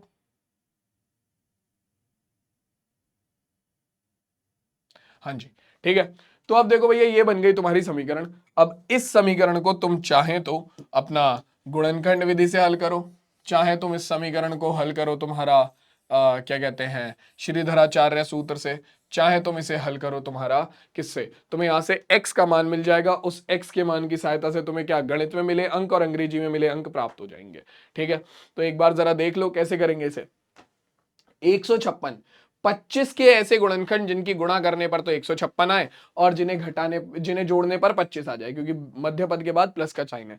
अरे बहुत ही इजी है यार ये तो, क्यों 12 और 13, 12 गुणा 13 कितना होता है 156, 12 प्लस 13 कितना होता है 25, खत्म क्वेश्चन। देखो भाई ये हो गया एक्स स्क्वायर माइनस 25 को लिख दिया 12 प्लस 13 गुणा एक्स, ठीक है, 12 प्लस 13 गुणा एक्स प्लस 156 बराबर 0।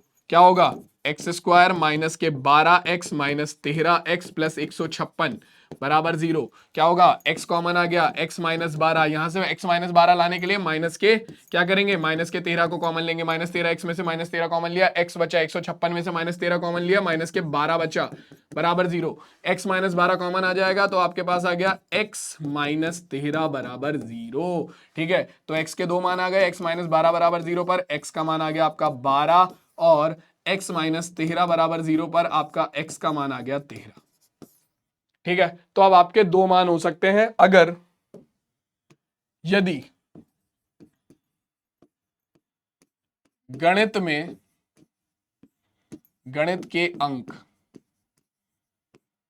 तुमने बराबर लिए x बराबर 12 के, जो कि पहले वाला है। ठीक है, एक बार चेक कर लेते हैं हम दोबारा से। -25 + 156, ठीक है, 210 माइनस 210 माइनस 54 हो गया 156। ठीक है, ठीक है, ठीक है, ठीक है, ठीक है, ठीक है। हाँ जी, तो देखो, अगर आपने x बराबर 12 लिया तो अंग्रेजी के अंक कितने हो जाएंगे भाई? अंग्रेजी के अंक तो ये होंगे आपके x 30 माइनस x, यानी कि 30 माइनस 12 बोले तो 18। ठीक है, एक बार देखना जरा।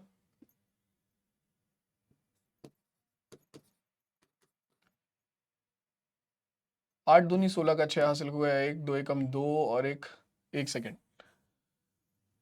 गणित में 2 अंक ज्यादा आते तो 14 हो जाता, और इसमें 2 अंक कम आते, मतलब इसमें 3 अंक कम आते तो ये 15 हो जाता। ठीक है, तो 15 गुणा 14 करके देखना एक बार।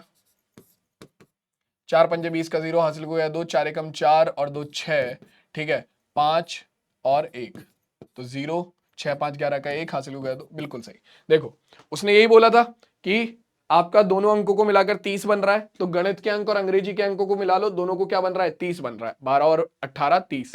ठीक है, उसने बोला था गणित में अगर 2 अंक ज्यादा आते तो 12 + 2 14, और अंग्रेजी में अगर आपके 3 अंक कम आते तो 18 - 3 15। तो उन दोनों का जो गुणनफल होता वो कितना होता? 210 होता। तो 15 और 14 का गुणनफल 210 आ रहा है, बिल्कुल सही।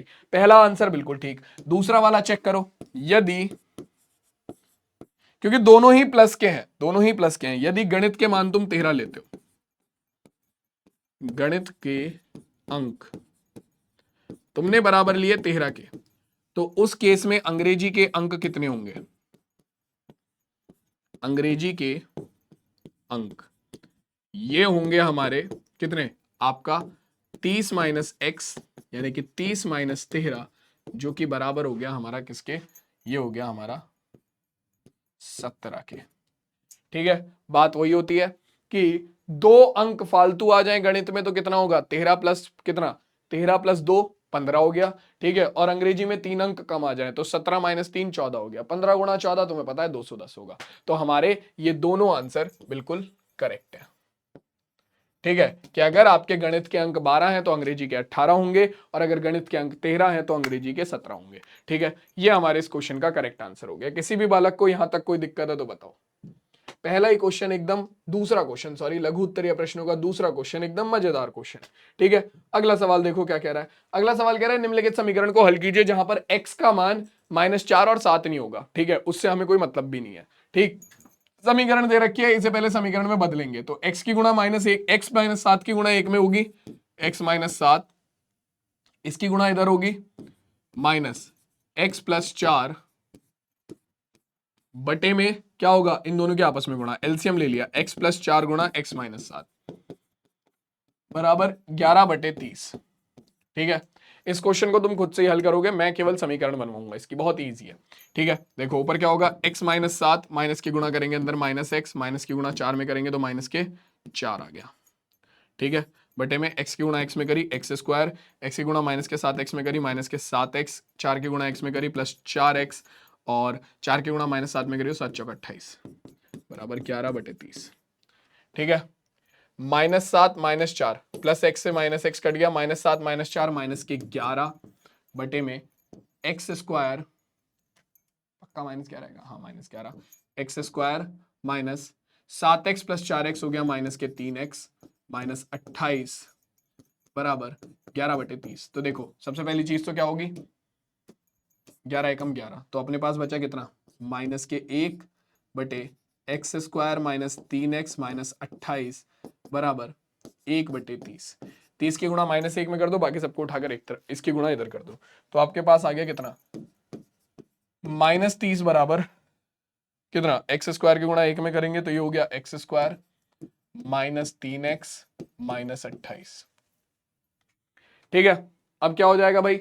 इन सबको उठाकर इधर ले आओ, या इस -30 को उठाकर इधर ले जाओ, तो तुम्हारे पास हो गया x² -3x -28 + 30 बराबर 0। तो अपने पास समीकरण बन गई x square minus 3x plus 2, 28 minus 30 minus 28 हो गया 2 बराबर 0 के। 2 एकम 2, मध्य पद को विभाजित कर दो, क्या होगा भाई आपका, ये बन जाएगा 3 के ऐसी संख्या जिनकी गुणा करने पर 2 आ जाए और जिन्हें जोड़ने पर 3 आए, तो 2 एकम 2 ही बनेंगी। तो अपने पास बन गया एक्स स्क्वायर माइनस 2 प्लस 1 गुणा एक्स प्लस 2 बराबर 0। तो अपने पास हो गया एक्स स्क्वायर माइनस के 2x माइनस एक्स प्लस 2 बराबर 0। यहां से अपना 2 क्या आ जाएगा, x कॉमन आ जाएगा, तो x माइनस 2, यहां से माइनस का 1 कॉमन ले लेंगे, x माइनस 2 बराबर 0। आपका x माइनस कितना, x माइनस 2 कॉमन आ गया, अंदर बचा x माइनस 1 बराबर 0। x के 2 मान आ जाएंगे, x माइनस 2 बराबर 0 पर x का मान आ गया कितना, x का मान आ गया आपका 2, और x माइनस 1 बराबर 0 पर x का मान आ गया आपका 1। खत्म क्वेश्चन। ठीक है, आंसर चेक करने हैं सही है या नहीं है, समीकरण में रखकर देख लो। x बराबर 2 रखो, तो 1/6 माइनस 2 माइनस 7 1/5 माइनस के, तो माइनस माइनस प्लस हो गया, 1/6 प्लस 1/5 कितना हो जाएगा, 5 छंग 30, 5 प्लस 6, तो 6 5 11/30 बिल्कुल सही है। ठीक है, और भैया अपने यहां पर क्या 1 रखकर देख लो, तो ये कितना हो जाएगा 5, 1 माइनस 6 1 माइनस 7 माइनस के 6 माइनस माइनस प्लस हो जाएगा, तो तब भी वही आएगा 1/5 प्लस 1/6, तब भी आंसर 11 कितना आएगा 30 ही आएगा। तो बिल्कुल सही आंसर है, हमारे दोनों के दोनों बिल्कुल करेक्ट है। ठीक है, क्लियर हो गई बात। चलो अगला क्वेश्चन देखते हैं क्या कह रहा है। अगला क्वेश्चन कह रहा है दो क्रमागत धन सम संख्याओं का वर्ग 244 है। ठीक है, वर्गों का योग 244 से संख्या ज्ञात करो। तो मान लो आपकी पहली संख्या जो है वो x है। अब सम संख्या क्या होती है, सम संख्या होती है 2 4 6 8 10। इसने बोला है दो क्रमागत, तो तुम देखोगे एक धन संख्या से, एक सम संख्या से जब तुम अगली सम संख्या में जाते हो तो उसमें +2 होता है, उसमें हमेशा +2 होता है। तो अगर तुम्हारी पहली संख्या जो है वो x है, तो उसकी जो दूसरी क्रमागत संख्या होगी वो क्या होगी, वो दूसरी क्रमागत संख्या x + 2 होगी। बस ये इस क्वेश्चन का लॉजिक है और कुछ नहीं है, ये इस क्वेश्चन का लॉजिक है। अगर तुम इतना समझ गए तो तुम्हारा काम हो गया, इजी है बहुत। ठीक है, अब क्या होगा, कह रहा है कि इन दोनों के वर्गों का योग 244 है, यानी कि आपका पहली संख्या का वर्ग और दूसरी संख्या के वर्गों का योग 244 है। समीकरण क्या बन गई, एक्स स्क्वायर, एक्स प्लस 2 का होल स्क्वायर खोलेंगे तो ये हो गया एक्स स्क्वायर प्लस 2 का स्क्वायर प्लस 2 गुणा एक्स गुणा 2 बराबर 244। 244 को उठाकर इधर ले आओ। ठीक है, तो हो गया x square plus x square 2x square, ठीक है, प्लस 4 2 का वर्ग 4 प्लस 2 दूनी 4x। ठीक है, 244 इधर आकर हो गया माइनस के 244 बराबर 0। समीकरण बन गई 2x स्क्वायर प्लस के 4x। ठीक है, और माइनस 244 माइनस 4 माइनस के 240 बराबर 0। ठीक है, यहां से 2 कॉमन आता हुआ दिख रहा है, 2 को कॉमन ले लो, अंदर बचा एक्स स्क्वायर प्लस 2x, और माइनस के 240 में से तुमने 2 कॉमन लिया तो माइनस के 120 बराबर 0। 2 इधर भाग में चला जाएगा, समीकरण बन गई x square plus 2x minus 120 बराबर 0। ये समीकरण बन गई। अब इस समीकरण को हल करने के लिए तुम इसके पूर्ण वर्ग विधि से हल कर लो, तुम इसे गुणनखंड विधि से हल कर लो, तुम इसे क्या कहते हैं श्रीधराचार्य सूत्र से हल कर लो। मुझे दोनों में से किसी से भी कोई दिक्कत नहीं है। ठीक है, श्रीधराचार्य सूत्र से हल कर लेते हैं। इसकी तुलना करो ax square bx plus c बराबर 0 से। तो a का मान 1, b का मान 2 और c का मान माइनस के 120। ठीक है, तो क्या आएगा, x बराबर होगा माइनस b, तो -2 प्लस माइनस स्क्वायर रूट के अंदर b स्क्वायर, 2 का स्क्वायर 4 गुणा 4ac। मैं डायरेक्टली लिख रहा हूं 4 गुणा 1 गुणा माइनस के 120, तो बटे में 2a, तो बटे में 2 गुणा a का मान है 1।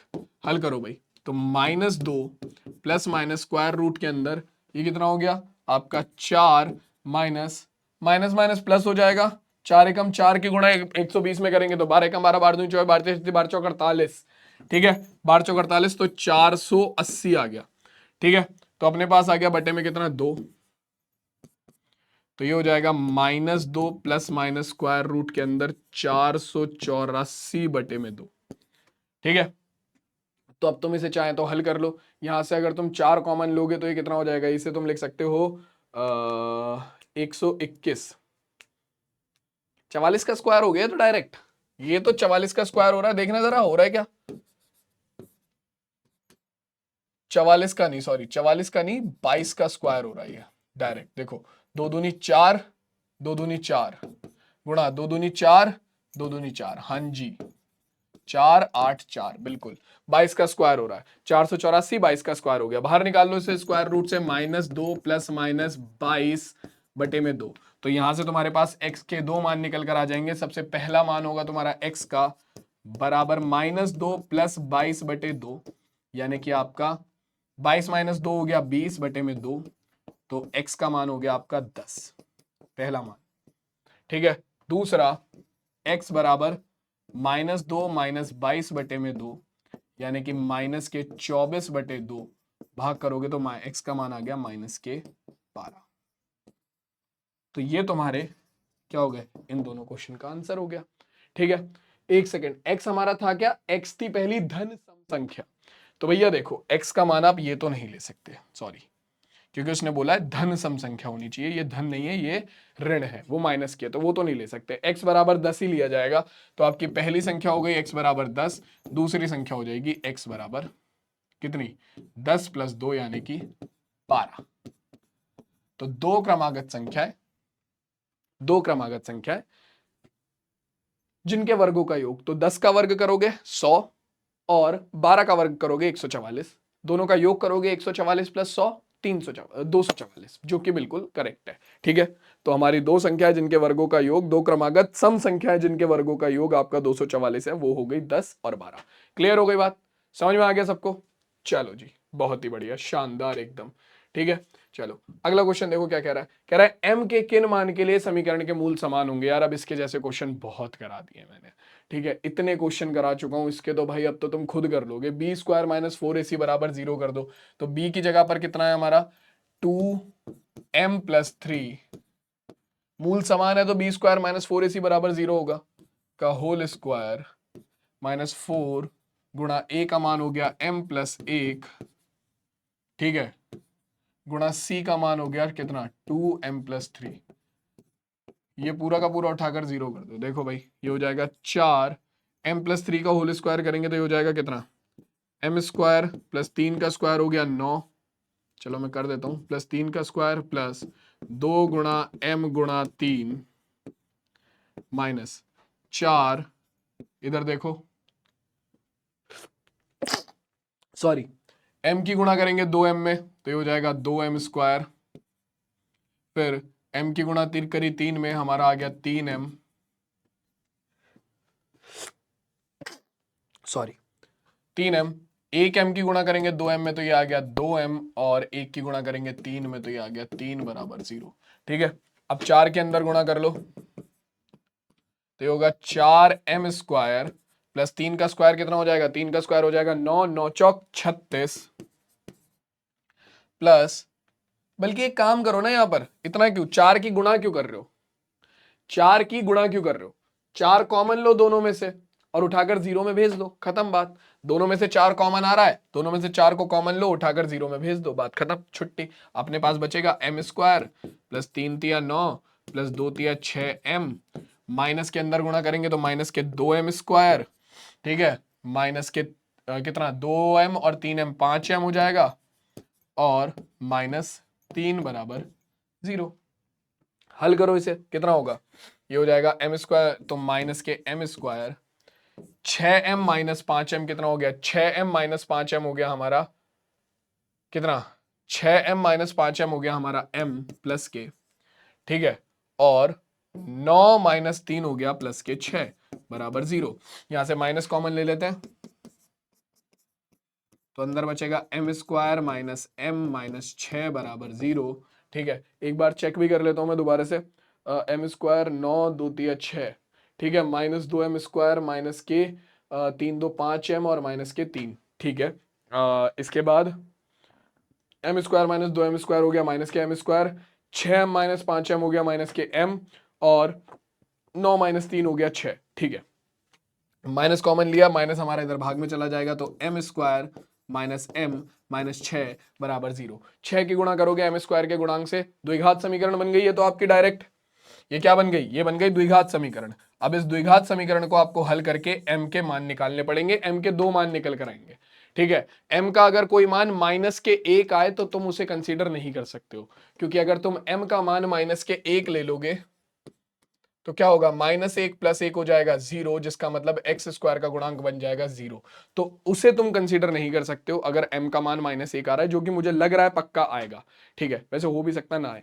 6 एकम 6, तो ऐसी दो संख्या है जिनकी गुणा करने पर 6 है, जिन्हें जोड़ने पर कितना है, जिन्हें बल्कि घटाने पर, क्योंकि यहां पर माइनस का चाइन है, जिन्हें घटाने पर 1 आए। तो ऐसी दो संख्याएं होती है 2 और 3। 2 और 3 को जोड़ोगे तो 6 आएगा, और 2 और 3 को घटाओगे तो कितना आएगा, 2 और 3 को घटाओगे तो आपका 1 आएगा, ठीक है। तो इस क्वेश्चन को तुम इससे आगे खुद ही करोगे, मैंने इतना करा दिया है, m का मान निकालना है तुम्हें, ये तुम लोगों के लिए होमवर्क है, ठीक है।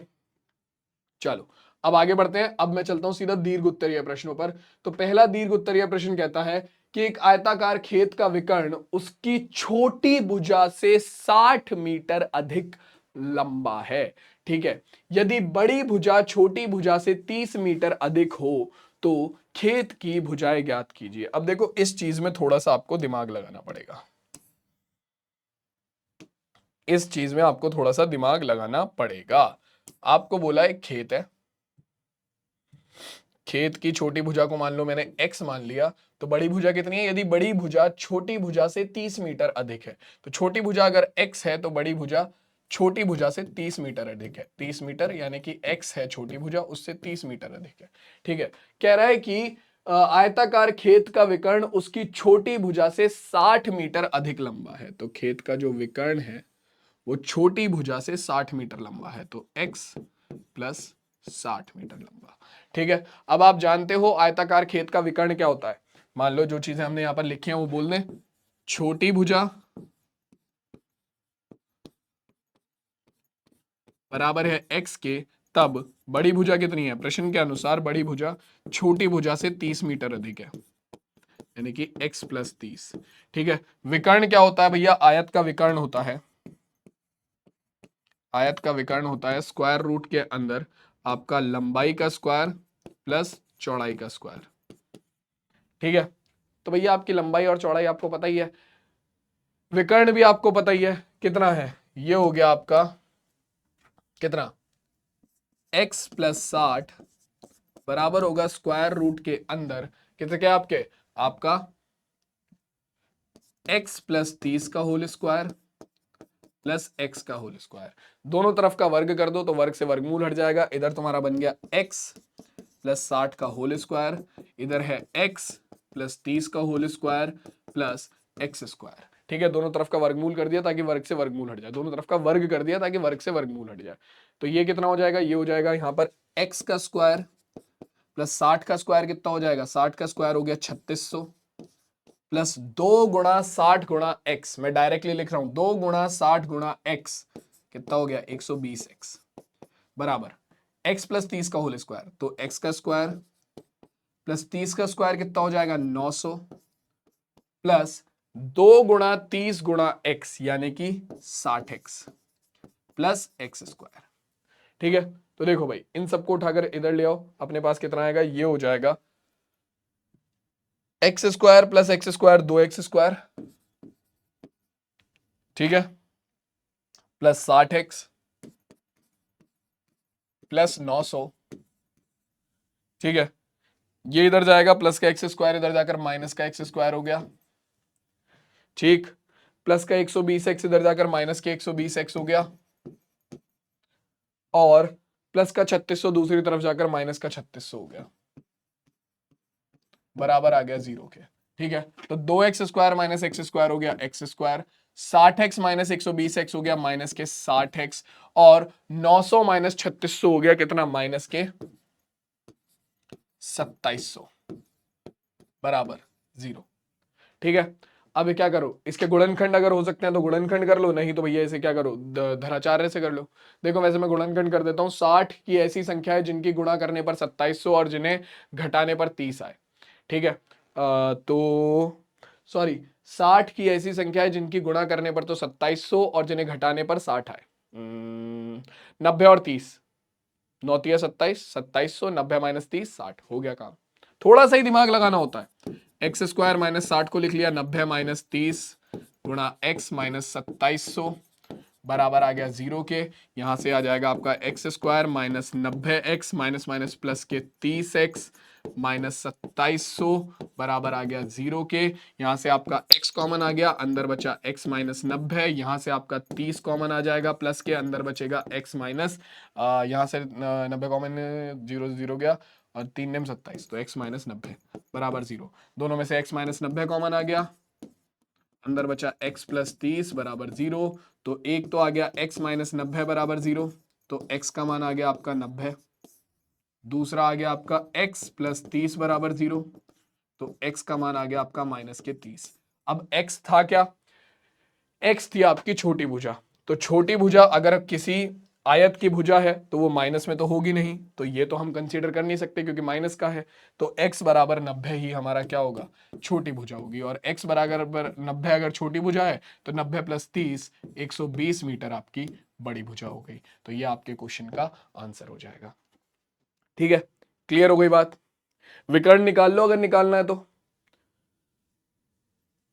वो आपका छोटी वाली भुजा से 60 मीटर अधिक लंबा होगा। निकाल कर देखो क्या होगा। 120 का वर्ग और 90 का वर्ग, तो 90 का वर्ग हो जाएगा आपका 8100 और 120 का वर्ग मैं कर लेता हूं, कितनी देर लगेगी देखो। आपका 120 का वर्ग हो जाएगा कितना? 14400 गुणा, सॉरी, प्लस 8100, 22500। 22500 किसका स्क्वायर रूट होगा? 150 का। देख लेते हैं एक बार। हाँ बिल्कुल 150 का। तो आपका छोटी वाली भुजा, आपका विकर्ण आ रहा है 150, छोटी भुजा आई है 90। तो आप देख सकते हो विकर्ण जो है वो छोटी भुजा से 60 अधिक है या नहीं है? बिल्कुल अधिक है। ठीक है, क्योंकि 150 90 से 60 अधिक होता है, तो बिल्कुल सही है, हमारा आंसर बिल्कुल करेक्ट आ रहा है। ठीक है, चलो भाई अब चलते हैं अगले क्वेश्चन पर। अगला क्वेश्चन देखो क्या कह रहा है। कह रहा है एक पानी का नल, ठीक है, क्या कह रहा है? एक पानी का नल एक साथ को एक हौज को 9 सही 3/8 घंटों में भरता है। 9 सही 3/8 घंटों को अगर मैं कन्वर्ट करूं तो ये हो जाएगा कितना?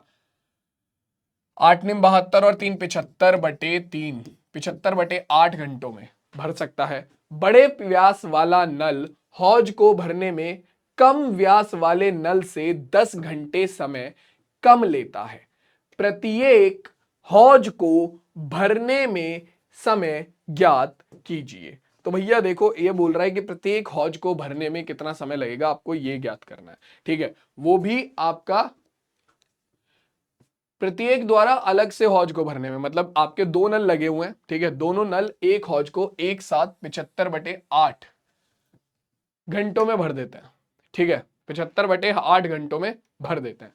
तो आपका अलग अलग भरने में, ठीक है, इन दोनों को अलग अलग भरने में कितना समय लगेगा? तो मान लो, माना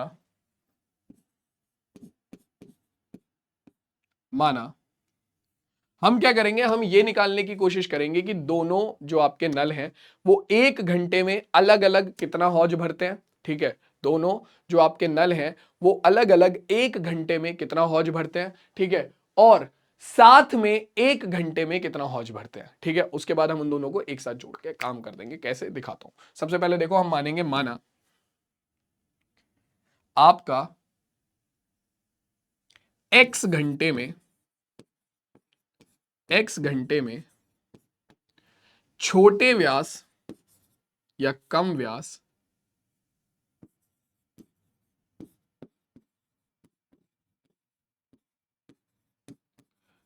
कम व्यास वाला जो नल है वो x घंटे में पूरा आपका हौज भरता है। ठीक है, कम व्यास वाले नल से भरा हौज, तो ये आपका x घंटे में आपका पूरा एक हौज भर देता है। पूरा एक हौज भर देता है। ठीक है, पूरा एक हौज भर देता है।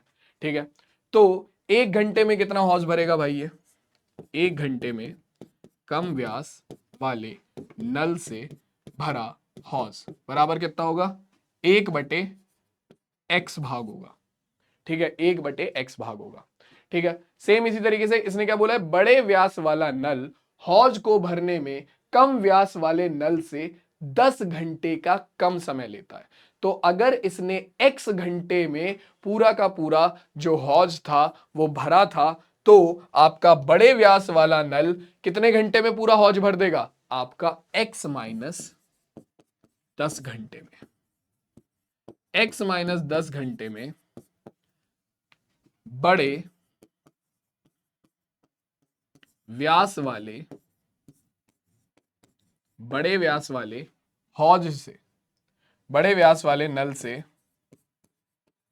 भरा हौज। तो भैया ये आपका पूरा 10 घंटे में, 10 घंटे कम लेगा, x माइनस 10 घंटे में पूरा हौज भर देगा। 1 घंटे में कितना हौज भरेगा भाई,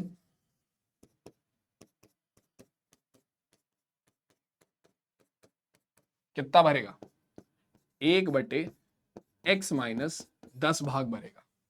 ठीक है, 1/x माइनस 10 भाग भरेगा।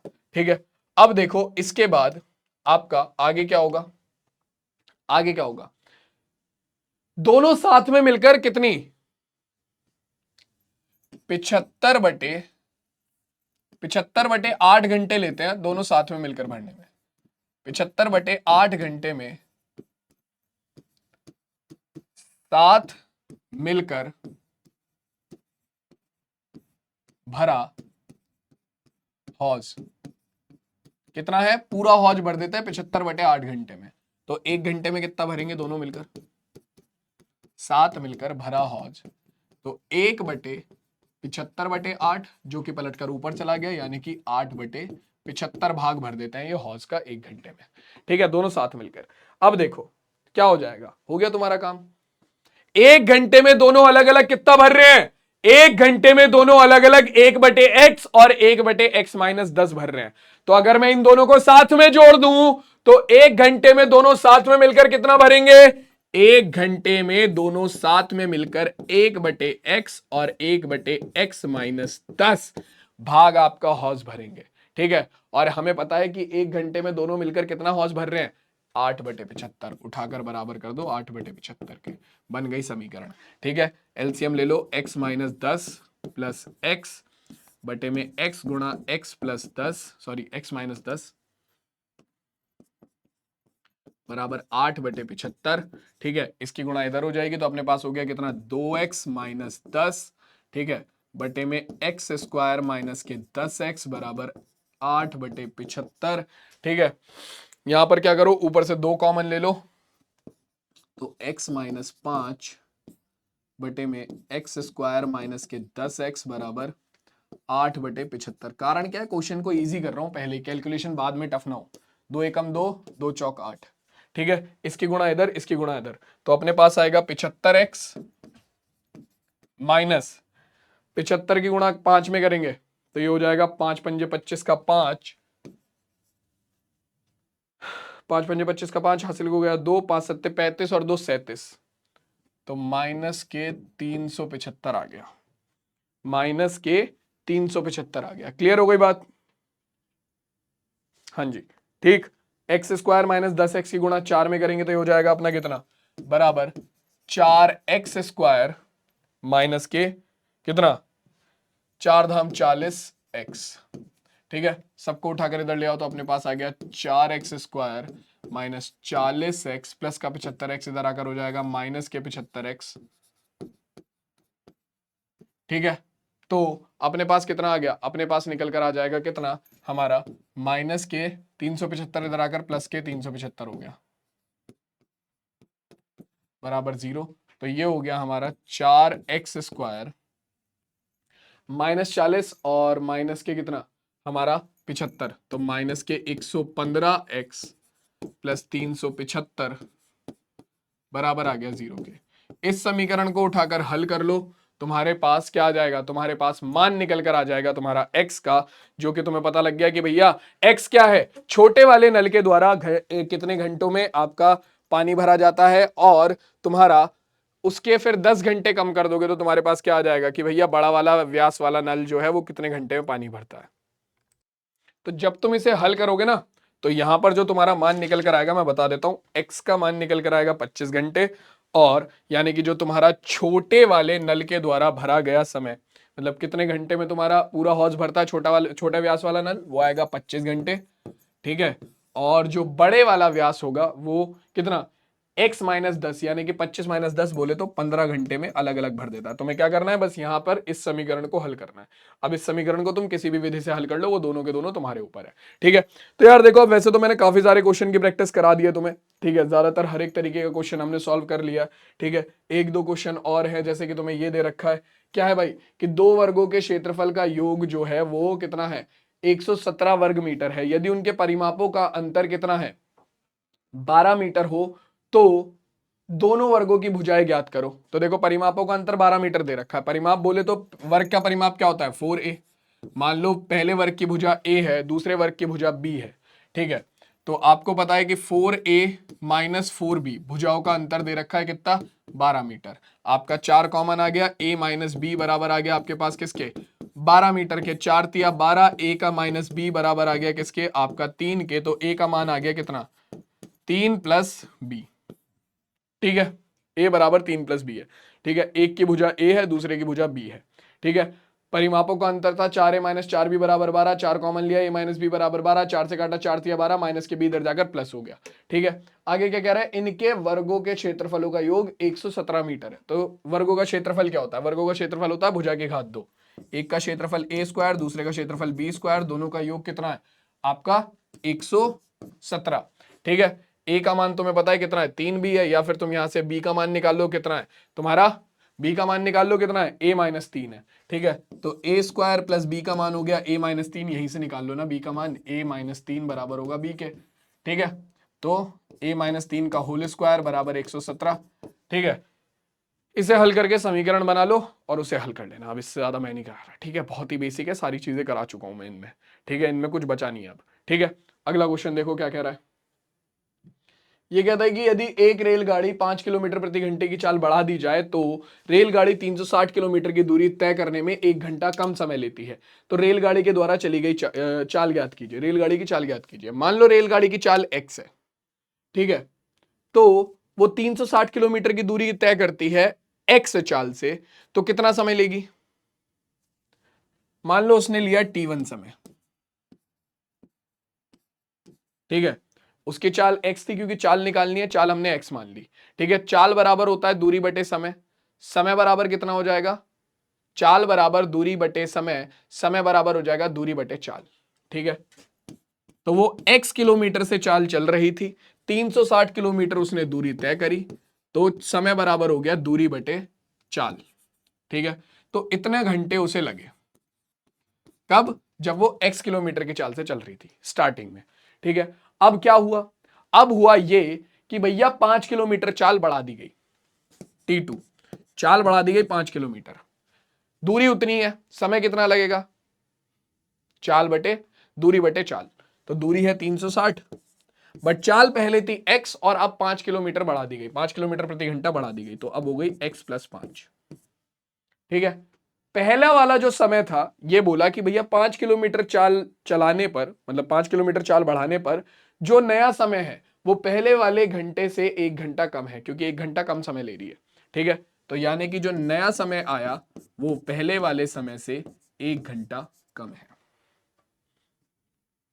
सारे मान रख दो यहां पर, सारे मान रख दो, तुम्हारी समीकरण तैयार हो जाएगी। जैसी समीकरण तैयार हो गई तुम्हारा क्वेश्चन सॉल्व हो जाएगा। ठीक है, क्या होगा भाई, मैं रख ही देता हूं, ये लो। तो ये हो जाएगा 360 बटे x + 5 बराबर 360 बटे x -1। ठीक है, क्योंकि आपका 5 किलोमीटर चाल बढ़ाने पर वो 1 घंटा कम लेती है, तो पहले जितना टाइम ले रही थी उससे 1 घंटा कम ले लिया हमने। ठीक है, 360 को उठाकर इधर ले आओ तो अपने पास कितना आ जाएगा, इन दोनों को, बल्कि हाँ पहले 360 को उठाकर इधर ले आओ, तो ये होगा हमारा 360 बटे x + 5 - 360 बटे x बराबर -1 के। यहाँ पर एलसीएम ले लेंगे तो हमारे पास कितना आ जाएगा, 360 x - 360 x + 5 बटे में x की गुणा इसमें कर दो, एक्स स्क्वायर प्लस 5x बराबर आ गया -1 के।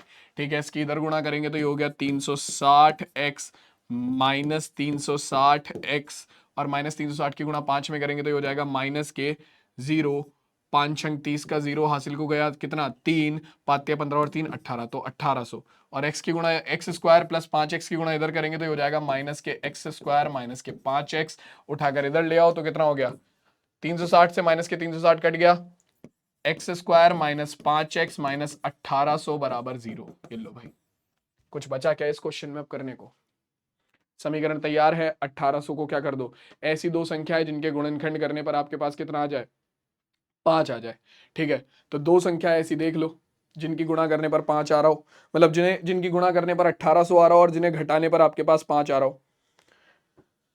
6 दूनी नहीं, 6 तिया 30 और 60 नहीं, 30 ही आएगा तब भी। मतलब दो संख्या आप तुम देख लेना आराम से कि ऐसी कौन सी दो संख्याएं हो सकती हैं जिनकी गुणा करने पर तुम्हारे पास 1800 आ जाए और जिन्हें घटाने पर तुम्हारे पास कितना आ जाए 5 आ जाए। ठीक है, मैं भी देख ही रहा हूँ, सोच रहा हूँ कोई आ जाए दिमाग में संख्या तो मैं तुम्हें भी हाथों हाथ ही बता दूंगा अभी के अभी। ठीक है, तो 1800 लाना है हमें और 5 लाना है घटाने पर।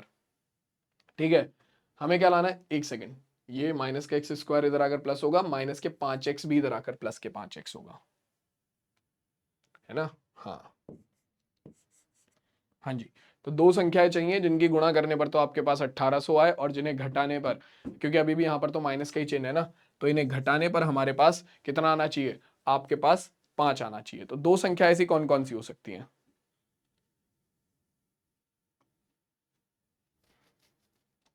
बताओ भाई, कौन सी दो संख्याएं ले सकते हैं हम ऐसी? नहीं तो भैया सीधा श्रीधराचार्य लगा दो, बात ही खत्म। श्रीधराचार्य लगा दो, क्योंकि इन्होंने तुम्हें बोला नहीं है कि कौन सी विधि से करना है, डायरेक्टली श्रीधराचार्य लगा दो और क्वेश्चन को सॉल्व कर लो। ठीक है, हटाओ। ठीक है, डायरेक्ट श्रीधराचार्य लगा दो, क्योंकि अभी मुझे भी ध्यान नहीं आ रहा है कि कौन सी दो संख्याएं हैं। ठीक है, डायरेक्ट श्रीधराचार्य लगाओ और अपना काम कर लो।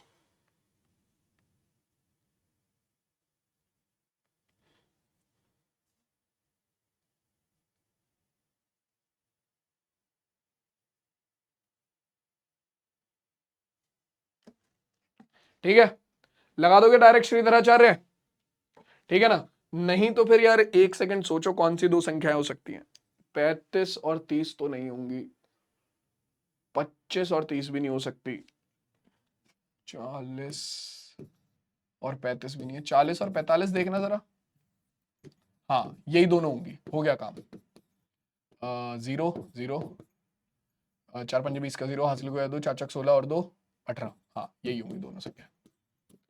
तो दो संख्याएं जिनकी गुणा करने पर तो 1800 आए और जिन्हें घटाने पर आपके पास कितना आ जाए 5 आ जाए, वो है 45 और 40। ठीक है, गुणनखंड करो, आंसर निकालो, तुम्हारा आंसर तुम्हारे सामने आ जाएगा। ठीक है, चलो भाई, अब अगला क्वेश्चन ये तुम लोगों के लिए तुम्हारा होमवर्क है, सेम इसी तरीके से होगा। ठीक है, पहले चाल x लोगे। ठीक है, उसके बाद चाल कितनी लोगे, देखो क्या बोला है, एक नाव स्थिर जल में 8 किलोमीटर प्रति घंटे की चाल है। ठीक है, यह धारा की दिशा में 22 किलोमीटर चलती है और धारा के विपरीत दिशा में 15 किलोमीटर 5 घंटे में जा सकती है। ठीक है, धारा की दिशा में 22 किलोमीटर जाती है और धारा के विपरीत कितने 15 किलोमीटर जा सकती है। धारा की चाल ज्ञात कीजिए।